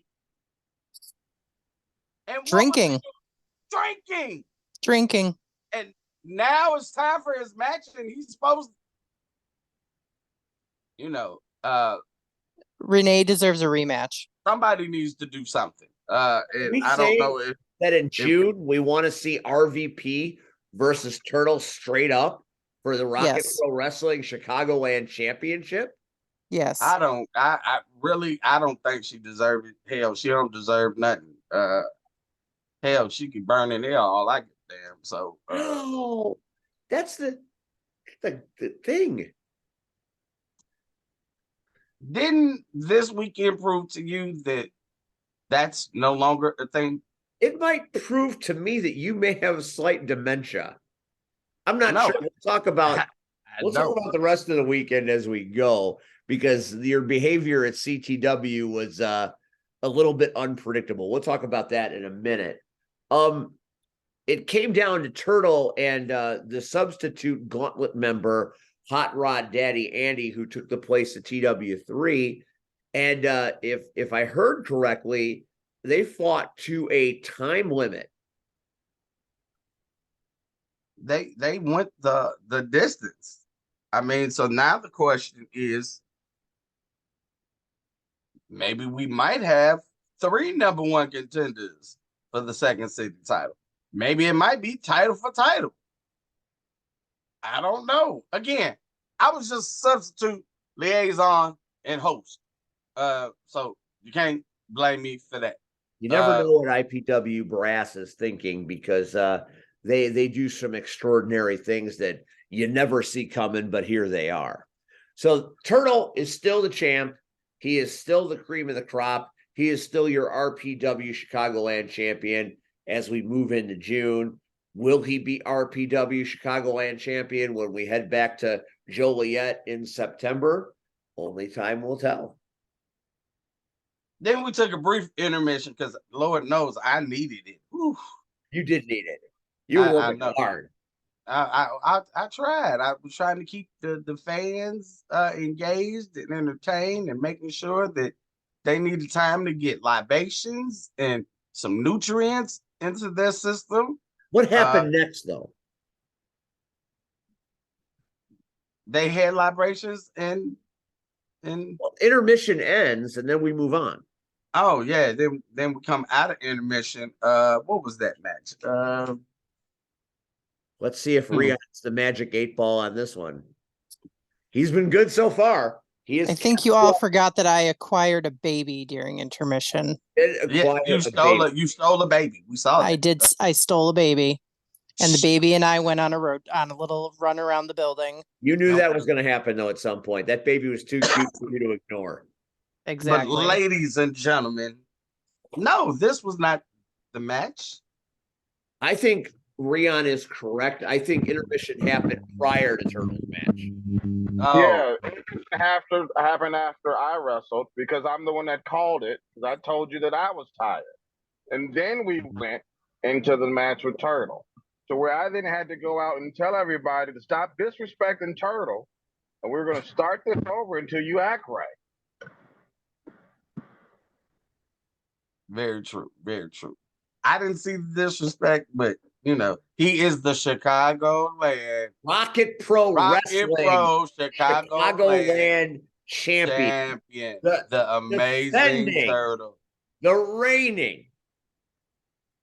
Well, we can't say that about this match, can we? Well, Mike tried to downplay it. Because the IPW championship, alternative championship, was on the line.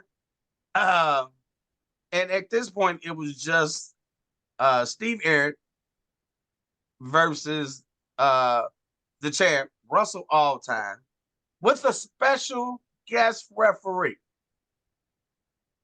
Now, all I know is, hey, this handsome devil came up to me and said, hey, man, I'm here. If you need me to do anything today, I am willing to do it for you because you're just that damn good. So I obliged, and I found him a referee shirt, and I said, outside of me, you're the most handsomest man in the building. So you go ahead and you referee this match. And Steve, I'm not gonna lie. You came out like a ball of fire. You came out. And I don't know what happened, but then Russell seemed to pull every LeBron move in the book. The only thing I didn't see him do was flop. But I guess technically, after the 3 count, that's exactly what he did, was flop. So anyway, now going back to Motivational Mike, if the referee tells you to get off the apron, He kicked me in the head, Red. You didn't see it, but it happened. Steve, I do not deny that happened. And let me ask the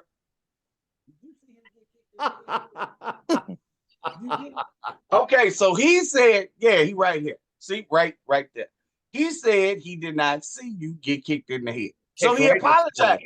He apologizes for not seeing you get kicked in the head. But he has explained to me adamantly that if he tells you to get off the apron by a count because you have no business on being on the apron. So he did what any other respectable referee would do. You did that, right? Right. He threw him out the building. He had no business being up there. And then Russ got mad. Russ got mad. Why did Russell get in your face? Why you looking at me? I don't know. What did you look? Look, it wasn't me, okay? I'm not Russell. I'll hit you. Shut up. So, anyway, Russell got in the referee's face. I'm telling the story. Shut up. He got in his face.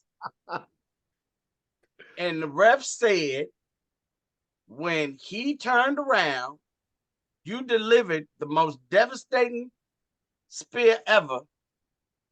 And he counted 1, 2, 3. So, ladies and gentlemen, we have a new IPW alternative champion. There it is. Around here, we call him Stevie Two Belts. What a remarkable day it was. Having had a chance to reflect on it, what do you say? No, he needed you done. He needed to smoke on something. So I got you. It really was a great thrill. I've been looking back over the years I've been doing this, and they're really at that moment when it was 1-2-3, and he didn't kick out in time, and you raised my hand. I did not. Win a title. He raised that. That's right. It really was a surreal moment because I couldn't really process it as much as I would like to. I just sat there in kind of a bewilderment because it was just such a moment that will go down as one that I will never forget. And I just kind of looked around and I tried to savor the images and the moment of everything that was happening at the time because I couldn't believe it. It's such an unlikely victory. And I had posted on social media that it was because of the IPW roster and in honor of the IPW roster. And I mean that because there aren't many rosters out there that something like this would be as heralded as it was. And, I'm very, very interested and I'm very particular about the rosters. I feel like the locker rooms in wrestling are the most important things, and good locker rooms are just that make it so much better. And I've been pretty blessed to be in some really good ones, but there's just something about this IPW locker room that made it okay for a situation like this to occur. And it just doesn't happen everywhere. It just doesn't happen to anyone. And, I'll go through wherever this road takes me, having this moment with them. And I don't think it will ever have an equal. I mean, at Rocket Pro Wrestling, when 500 people were cheering for me and Shelly, when we ousted the Idols and won the Joey Roth belt and the Roxy Hart belt, that to me was the pinnacle of things that I have done. But there's something about that crowd and that locker room and this belt that mean something completely different. And the Roth belt is Roth's belt. It's not an established championship, it's his belt. I took it from him. So it's got different meaning. This is a belt that's been around a long time. This is a belt that has been defended and, won by people. So the fact that I have a belt that has been defended and contested for in a promotion that I respect and hold in such high regard, I mean, I don't know if I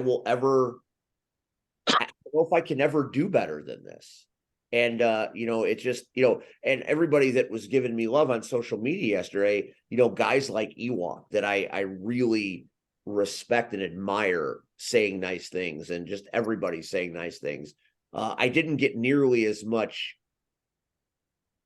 negativity as I thought. There were some. I got some messages privately of people saying, what are you doing? What does this mean? How could this be possible? Who would do something like this? So there's always going to be negativity, but the positivity outweighs the negativity on a 50-1 scale. So to IPW, I say thank you. To that locker room, I say bless you, because without you, there's no chance that this ever happens for me.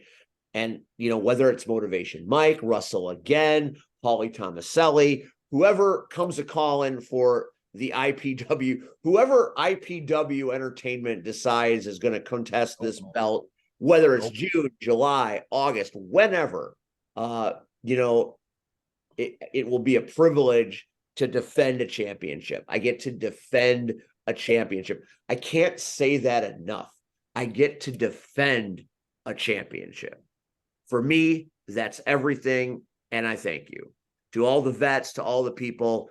I mean, what a thrill and an honor to be in your world and in your realm. And the significance is not lost on me. And Absolutely. Couldn't be happier if there were two of me. And that would be a lot. So that's it. Beautiful That's speech. it's not about speeches and clapping. It's just about honesty.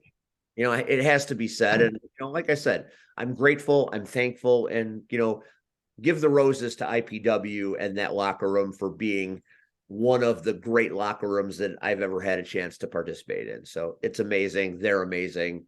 It wasn't that great. Let's be honest. So I figured out IPW set me up. You almost got beat up by Max. So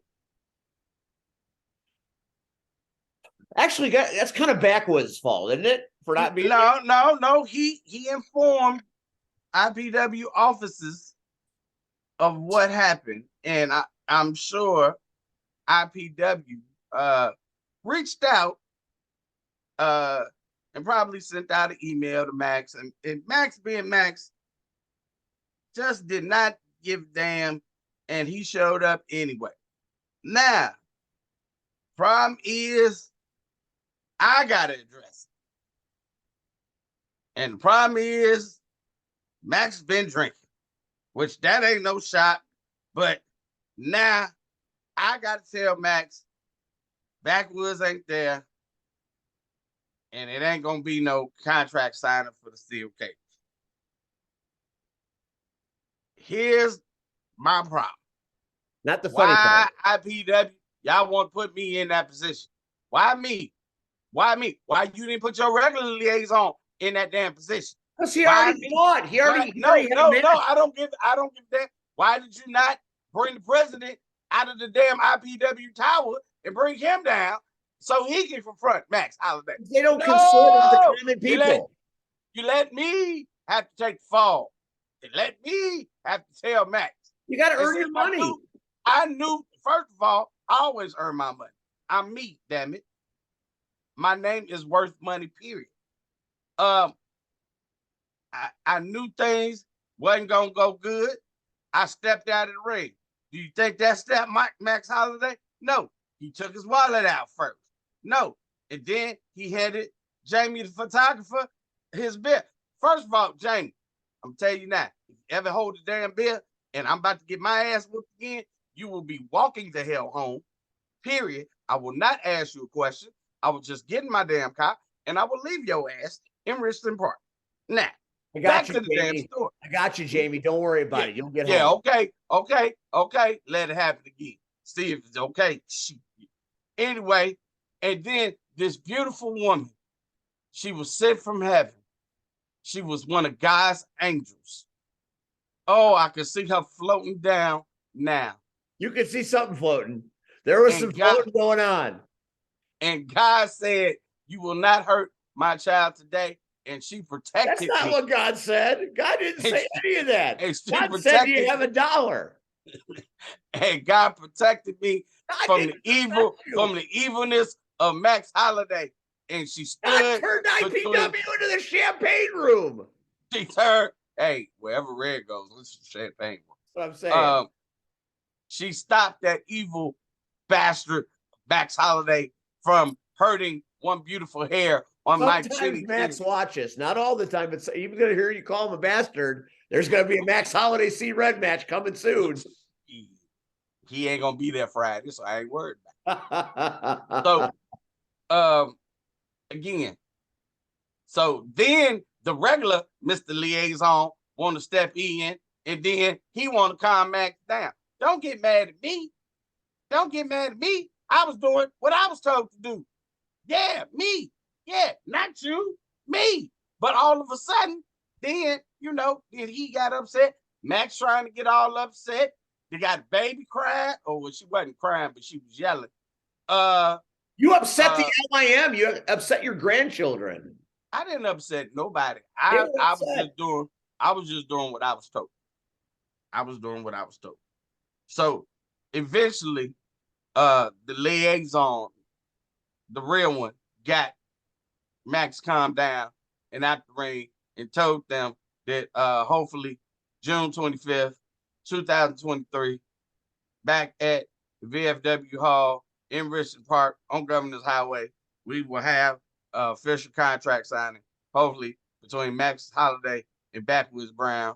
And I'm standing behind Backwoods because at least Backwoods didn't try to rip my damn head off. Then we got to the main event of the night. The main event. And it was a three-way dance for the IPW,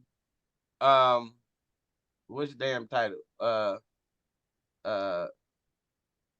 What's it called? There we go. The league championship. Now we had the interim champion of Aaron Stone versus I never lost my title, league champion, Flash Harris, defending against was it the inaugural tournament? What was it called? Ingression tournament winner and fellow Fabulous Idol member Damian Gray. I really thought that this was going to be a 2-on-1 all night. And most of the night it was with the idols in Flash and Damian taking liberties on Aaron Stone. But that didn't seem to be the case, as we have seen all month long. Well, not, yeah, it's still May. So all month long, the idols have slowly been falling apart. And it showed Sunday, as they didn't give a damn, and Damian Gray definitely didn't give a damn, and he is now everything. He is now the new official, undisputed IPW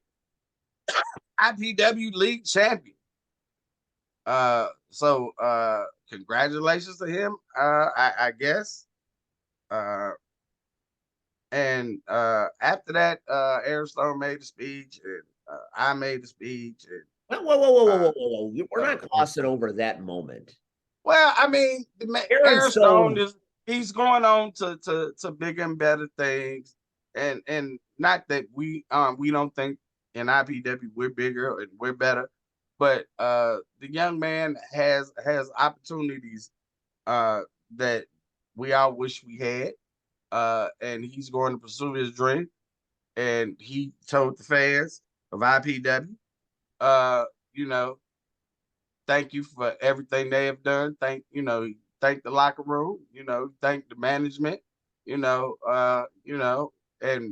maybe somewhere down the road, he'll come back and bless us, with a match or a return. But for right now, he's just on to other things, and you got to respect the man for that.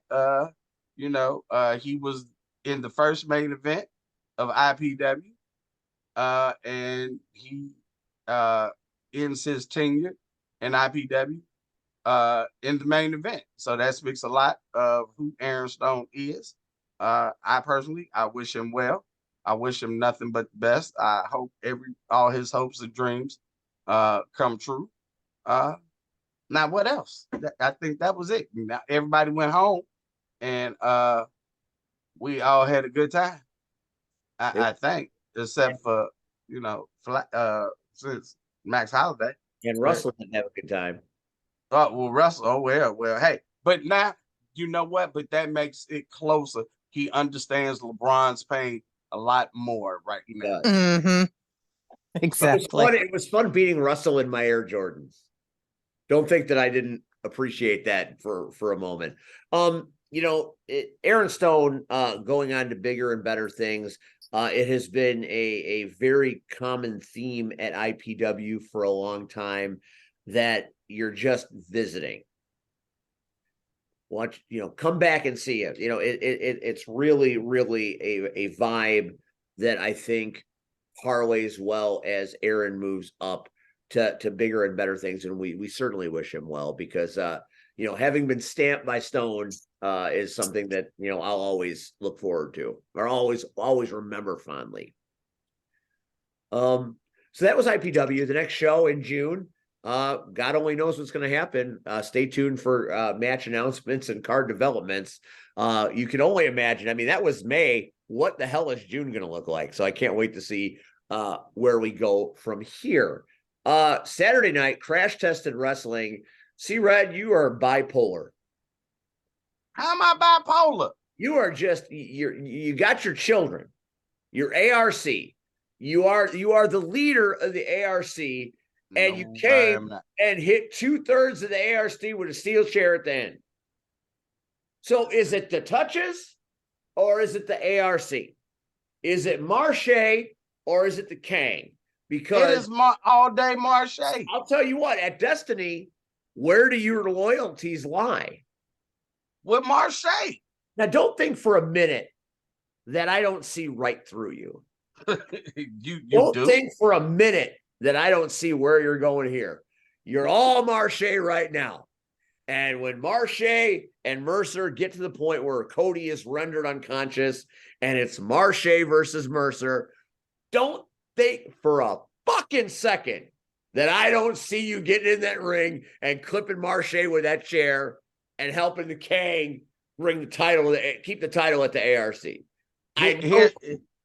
Here's the funny thing, Steve. You say you know me. I'm not drinking to this one. I know this. You believe you know it, but yet, did you see me with Renee at all at any point? It don't matter. Yeah, yes or no? Yes or no? Yes or no? Yes or no? Did you? I did not. Did you at any point see me? Oh, you're talking about Rocky, right? Did you see you're talking me about the woman that was fighting after everybody else stopped fighting? Did you see me at any point with the Kang? I saw you hit the yes Kang. Or no? Yes or no? Yes no. or no? No, I did not. Understand, you're acting like this is something new. Think about it. I need you to go back into that little mind of yours, go all the way back to December. Do you think they're happy? We did something, Steve. Not them. You, me, and Rion did something that they couldn't do. And that's beat the workhorses. I think we're due for a rematch. The Power Hour and the Worker. I think we need a rematch. So we haven't barely spoke at all. Barely. And again, you're acting like you weren't there when Miles called me out. He called me an old man. But yet I dance better than him. I'm the one the crowd pays to see. Not Miles Mercer. Okay. Not Renee. Okay. Me. Okay. I am the ARC. And without me, they're just a shadow of them former selves. So they can have the name. They can be ARC forever. But when you put my 20-year friendship versus some clowns I just met, that act like a bunch of grade school children. Oh, come on. Dude, I teach high school, not grammar school. So, call their mamas and their daddies. Let them deal with this fool. I thought Angelo Steele was your son. I don't. Hey, his mama got to deal with him. But as far as Destiny 5 goes, I'm walking in with Marche, just like I proved to everybody. Again, did I pull that chair on Miles? Nope. Did I pull that chair on Steel? Nope. And if it wasn't for Vega Venom knocking the hell out of Renee, she was about to catch a chair to the face. It only made her look better, but still. All right. I've sat here and I've listened to everything you've had to say, and if it's legit, and you and Marche are on the same page, and we can parlay this into a touches thing because because we got Willie Do there. you not, Steve? Look, tag team just 2 years ago, tag team of the year. It wasn't Acid Jazz and Marche. It wasn't Willie and Marche. It was Red and All Day. That's true. It's true. No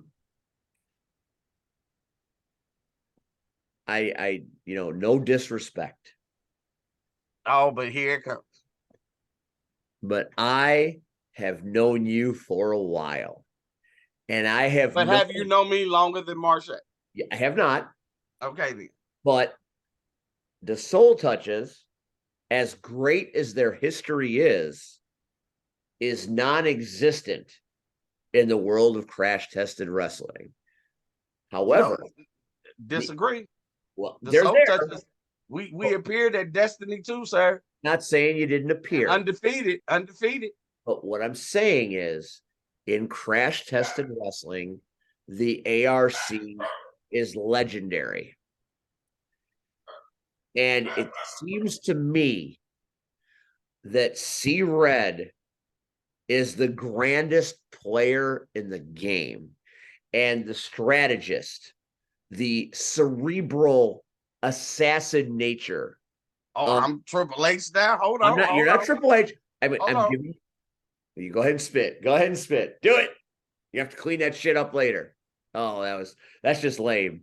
That's just not right. Maybe next time just go get the sledgehammer. Maybe just get the sledgehammer, correct. All I'm saying is the theatrics of the chair shots and your theatrics the last couple of months with the ARC. Wow. All I know is C-Red, when the high stakes are happening, will stop at nothing. You should know there are no theatrics when it comes to how I feel about people. Ladies and gentlemen, either you do me right or you do me wrong. And just saying, five. they have proven July. themselves. It's Again, they proven themselves. Again, answer me this, since you constantly want to bring up ARC. Let's go back to a match where, as everybody, even you said, I got knocked out. Did Miles help me? Yes or no? Yes or no? He didn't go immediately, but he helped you back. Yes or no? It's yes or no. No. Did Steele help me? No. Did Renee help me? No. Okay, so again, I'm crazy. I keep telling people I'm crazy, but I ain't stupid. You do say that. So again, if ain't nobody gonna be there when I need them, but I'm supposed to be there when they always need me, no. Did Miles have to win? He could have beat Cody if he was good enough, right? Right. But he couldn't. So again, I understand, Steve, what you're trying to do, which is, you're going back to your old ways of stirring the pot. Listen, no. This is not a pot stir situation. This is the benefit of wisdom and experience. I've been to 5 of them. I've seen the ARC do their business 5 times. The ARC wasn't in the first one? Or the second one? Details. I'm just saying. I know what the ARC is capable of. I know the ARC believes that crash tested wrestling is their property. And I know that C-Red has the greatest plans of all time. Oh, I do. And you saw the plan on Saturday. No, I believe I saw part of the plan. There's something way deeper that's going to happen. I just have this feeling. Deeper? Steve, you're overthinking shit. Well, listen, I got a lot of pressure at CTW because it might be my last destiny, but that's neither here nor there. Well, what else happened? The way you talk, I hope so. What else happened at Collision Course? I don't know. What do you mean you don't know? Hey man, I had to take care of my grandson. I wasn't even allowed to do commentary. It was Kenton and Willie. I got replaced by the bomb, the potato maker.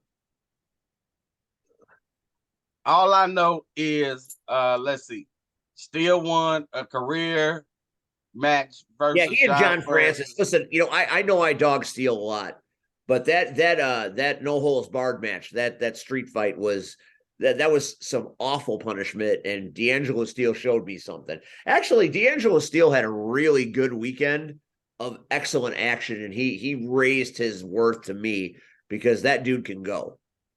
So I'll give props to your son. That dude can go.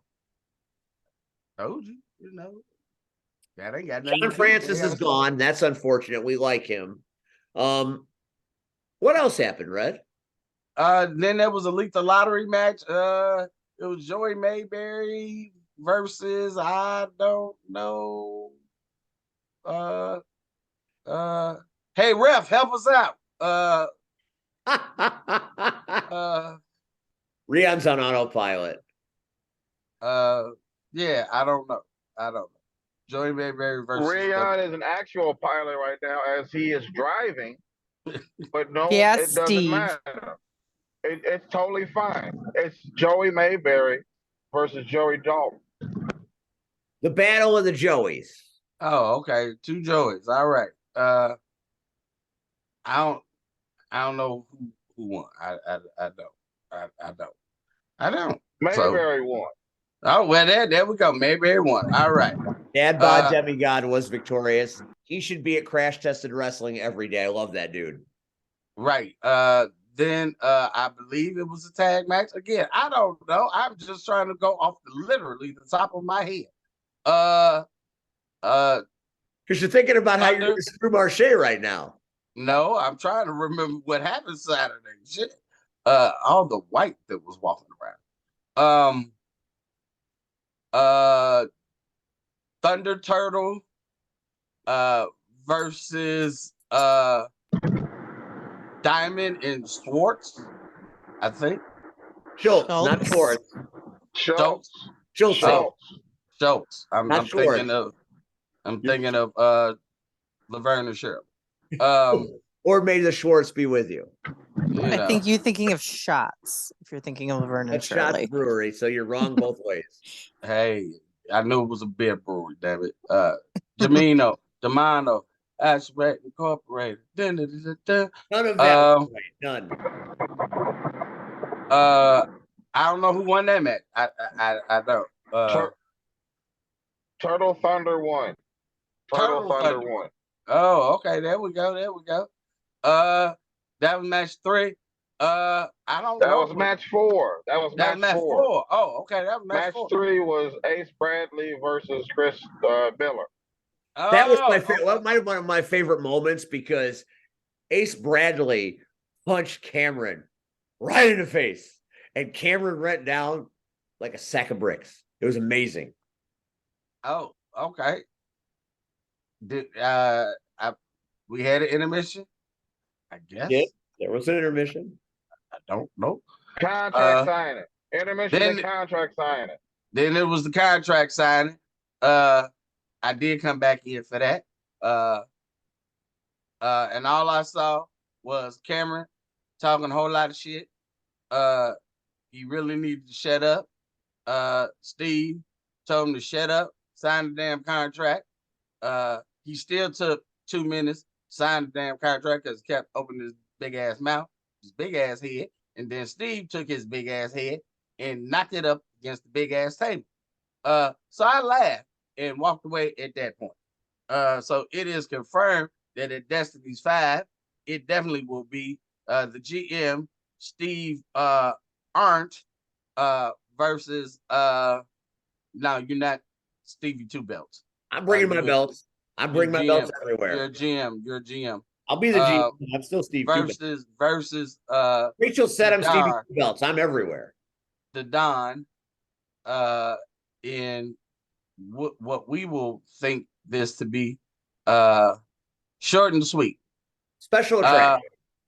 After that, I believe it was what that boy name is. All day. All day. Oh, it was all day. Oh, so then it was all day versus BOW. Again, I don't know who won that match. I think it was thrown out. I think. You on your own on that one. I didn't referee that one. You on your own. I don't. Let Jesus take the wheel on that. I don't know. So, I don't know. Sorry, people. There were shenanigans.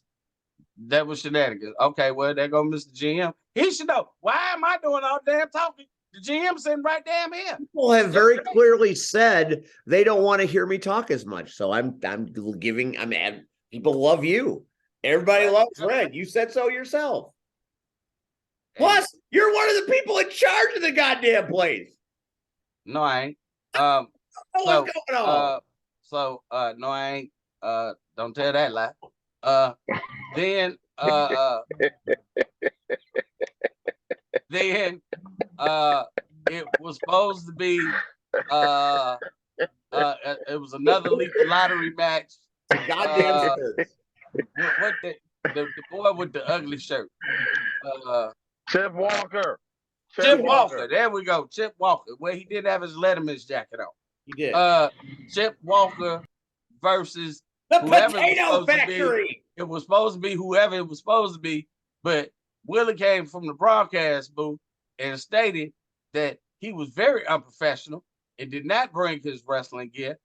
And hey, hold on.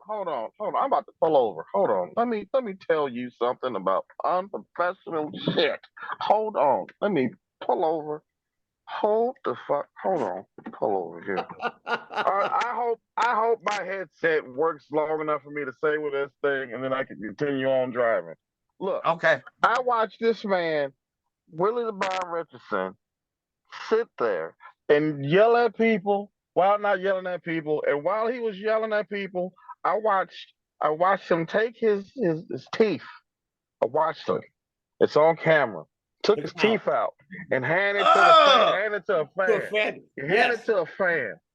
And then said, and I quote, I don't know why the fuck they gave me a microphone. I said, why? How did we get to this point? How did we get to this point? And then I had to just sit there and deal with this match. It was a match. But how do you deal with someone who just took their teeth out there? You can't punch them out. They already gone. How are you going to have a match? The look on the fan's face that had to hold the teeth is one of the great things that happened this weekend. Here, hold my teeth. I'll do you a favor, Red, and just tell you that Willie the Bomb Richardson won the match with one punch. Now I'm going to go back to driving. Be safe. Thank you. Appreciate it. Then it was for all the marbles, the CTW Heavyweight Championship. That match was all kinds of fucked up. The Heaven Through Hell winner, Cody James versus that other skinny black dude that looked like he on drugs. Your other son. No, he ain't shit. Hanging the whole show. He ain't shit. And again, I didn't see the match. I know High Society was out there, and I know the ARC was out there. And I know a whole bunch of people ran past me. And I grabbed somebody, and I said, what the hell is going on? And they say, it's a gang war. I said, it's a gang war? Oh, hell. So shut up. I know what I did. I found the only two. Different show. We don't need him anymore. You heard that. They say they don't need you no more. So go on upstairs. I'll be up there in a minute. Go on. Check on Mama Red. Go. Can you imagine if there were two Seans, two C-Reds? It'd be amazing. Go. Hey, you don't know that. So yeah, I came out and I made a stand and I stood by Marsha Rocky and I hit the king. Really, I'm gonna call him the queen. That's the king. No, he the queen because he runs so much. He hold up his damn skirt while he running. Come on, you gotta respect him. You gotta respect. And Renee is so ugly, she should be called the king. Come on, that's not right. You don't mean that. I said it, didn't I? You don't mean that. Look at him on your wall behind you. You don't mean that. Dude, that's only because this shit is down here just so it can look nice. That shit don't mean shit. Like, do you really think I love Ant-Man that much? That no. But it's something to look nice down here. So, again, look at all them glasses. You think I drink? I don't even drink no more. Come on now. So yeah, I made a stand. Everybody made a stand. Vegas Venom beat the shit out of Renee. Marche beat the shit out of the rest of whoever got in the ring. Cody beat the shit out of Heart Society. Jay Thunder came out and tried to kill the shit out of Nick Diamond. It just got out of control. Bradley came out. Ace Bradley and BOW both came out. And so then at that point, I think that's when the owner and operator, Jed Williamson, said enough was enough. And he decided he was going to make the matches for Destiny. So the matches for Destiny, I hope I can remember them all. As you can see on the picture, our special guest in July 22nd, will be former ECW, WWE, TNA, and damn it, he probably been every goddamn well. Superstar Rhino will be in a special guest signing. So he will be in the building. So the first match he decided to make was he asked Ace Bradley and BLW, could they get along? They did not say yes. They the didn't. Building blocks for the Plague reunion have been set. Yeah, because they kind of just said for right now, one night we'll see. So for one night we'll see, as it will be the Plague versus High Society. Chris, I think is Schultz and Chris Miller versus D'Angelo Steele and whoever he gets to be a partner. And see, that's the funny part, see, because there are no more members of the ARC in Crash Test. Bullshit. I call bullshit. Well, I could go back to episodes of this show. I can go back to episodes of this show where you say the ARC is all over. You never know who the ARC is. They were all over, but not in Crash Test. Bullshit. So I guess what? I will bet you that $1 that, because see, I know you and you think it's gonna be me, but I bet you $1 it ain't gonna be me. So I bet it's gonna be Jackson Larkin. Well, okay, if you think I know the ARC's out there. Maybe it'll be John CCW Hudson. Got that kind of money, then go right ahead. Maybe it'll be Hudson. It damn sure ain't gonna be Hudson because Jed too cheap to fly. Maybe it's Rion. You take it up with Rion. He's a member of the ARC. Maybe it's Willie. You take that up with them. Rion, you don't even have to cut it back off. You know he did that just to get under your skin. I wouldn't even acknowledge that he said shit. Just keep driving home safely. All right. So Collision Course was a chaotic nightmare of an afternoon, which is going to culminate in July, on July 22nd, at the 5th edition of Destiny, which will be an amazing show with special guest Rhino. So that was this past Saturday. Let's talk about this Saturday. Let's talk about this Saturday. We're going to give Rachel the floor because the Knockouts are doing something so special this Saturday that we can't do justice with it. So, Rachel, it's all yours. All right, I'm going to do my best because my dog has gone full Chewbacca next to me. So, pretty much. So this weekend is the inaugural minors bout for the CKO minors division, which consists of some really awesome kids from the ages of 6 up to about 17, of which one of those is my own Hazel / Lunala, which is why I'm referring to myself as Mother of Dragon, because Lunala is a dragon Pokemon. And then Marley's daughter will be skating, Eurothrash's daughter will be skating, Nanslaughter's daughter will be skating. So it's going to be quite the legacy event this weekend. And I think if you have any time and $10 sitting in your pocket, you should make your way to the Homewood Auditorium. The doors open at 5, bells at 6, and support kids in contact sports. I love the fact that it's a legacy event, because the young ladies that are competing this Saturday will eventually down The young people. Pardon? The young people. People. The young people will eventually find their way to the Knockouts main roster down that road. We've already seen it. We saw the second generation of La Bruja not long ago.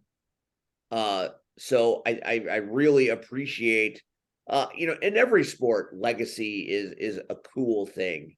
Whether you're talking about LeBron and Bronny playing at some point, or Griffey and Griffey Jr. when they played together for a bit, or the Ripken brothers. I mean, it's just such a cool thing when it becomes a family affair. What advice did you give to Lunella? Lunella doesn't need a whole lot of advice from me. She has grown up with roller derby.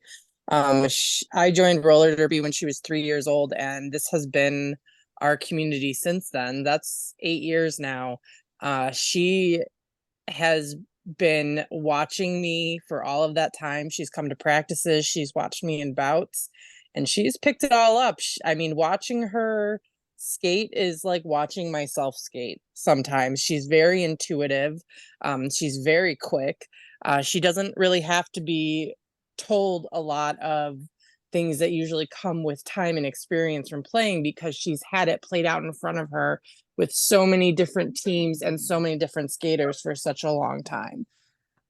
The only thing I can really tell her is to just have fun with it and don't get in her head too much. Is she a member of Team Clash or Team Uproar? She is Team Uproar. She's blue. She is blue. Well, that's legacy right there because of the lineage of Russian blue. So that makes sense. Yes, it does indeed.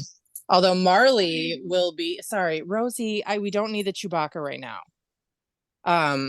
Marley is going to be coaching the Clash, and Poison Edie is on the Uproar. Well, that's certainly a conflict of interests. Yes. So we will see. That is coming up this Saturday, June 3rd. It is limited stadium seating, so get out there early. Doors at 5:30. The action starts at 6. Tickets only come down. Can I ask a question? Absolutely. As a parent, will you be able to control yourself this Saturday? Control myself in what way? Somebody hurt your baby. You gonna be able to control yourself? I will do my absolute best. I mean, I really won't know, because if you gonna go out there and start slinking kids around, I might have to come pay for that. I mean, I do not fight kids. However, my very, very best friend Jasmine fights kids. So I can see if I can put Jasmine on standby. However, I will fight the refs. I will do that. I will fight the refs. They deserve to be fought with. Yes, they do. Don't even look at Lunala the wrong way. I will fight you. Shucks, the Judgment Dave. I want to see some kids get slung around by you. I may be a cold, dead, unfeeling person deep down, but I would never sling a kid, unfortunately. Well, she is the Damn. baby whisperer, Red. I am. I know, but can you imagine like one of the kids and they hit her baby and she go out there and she pick that kid up and throw him all the way up in them bleachers? I don't think she'd do that. I think Like, she'd go like to that's Lou Bell money, and man. go hit That's that money. girl back. But then that's that kid's money. parent will come after me. And then you would knock them I mean, out. that Like, that is that's true, but money. it would become a huge conflict of interest because then, you know, the parents from each side would have to take sides, and then most of the parents are roller derby players, so then we'd all have to take sides, and then it would turn into a giant roller derby rumble. This is And a powder. that's the point. And that's the selling point. It's a powder keg waiting to explode on Saturday. Can't you imagine that an unsanctioned parent bout happens and it's all parents and you get everybody just get their ass whooped? And can't you see our lovely co-host just standing on top of all those bodies? Like, I did this. Yes, I can actually see myself doing See? this. See?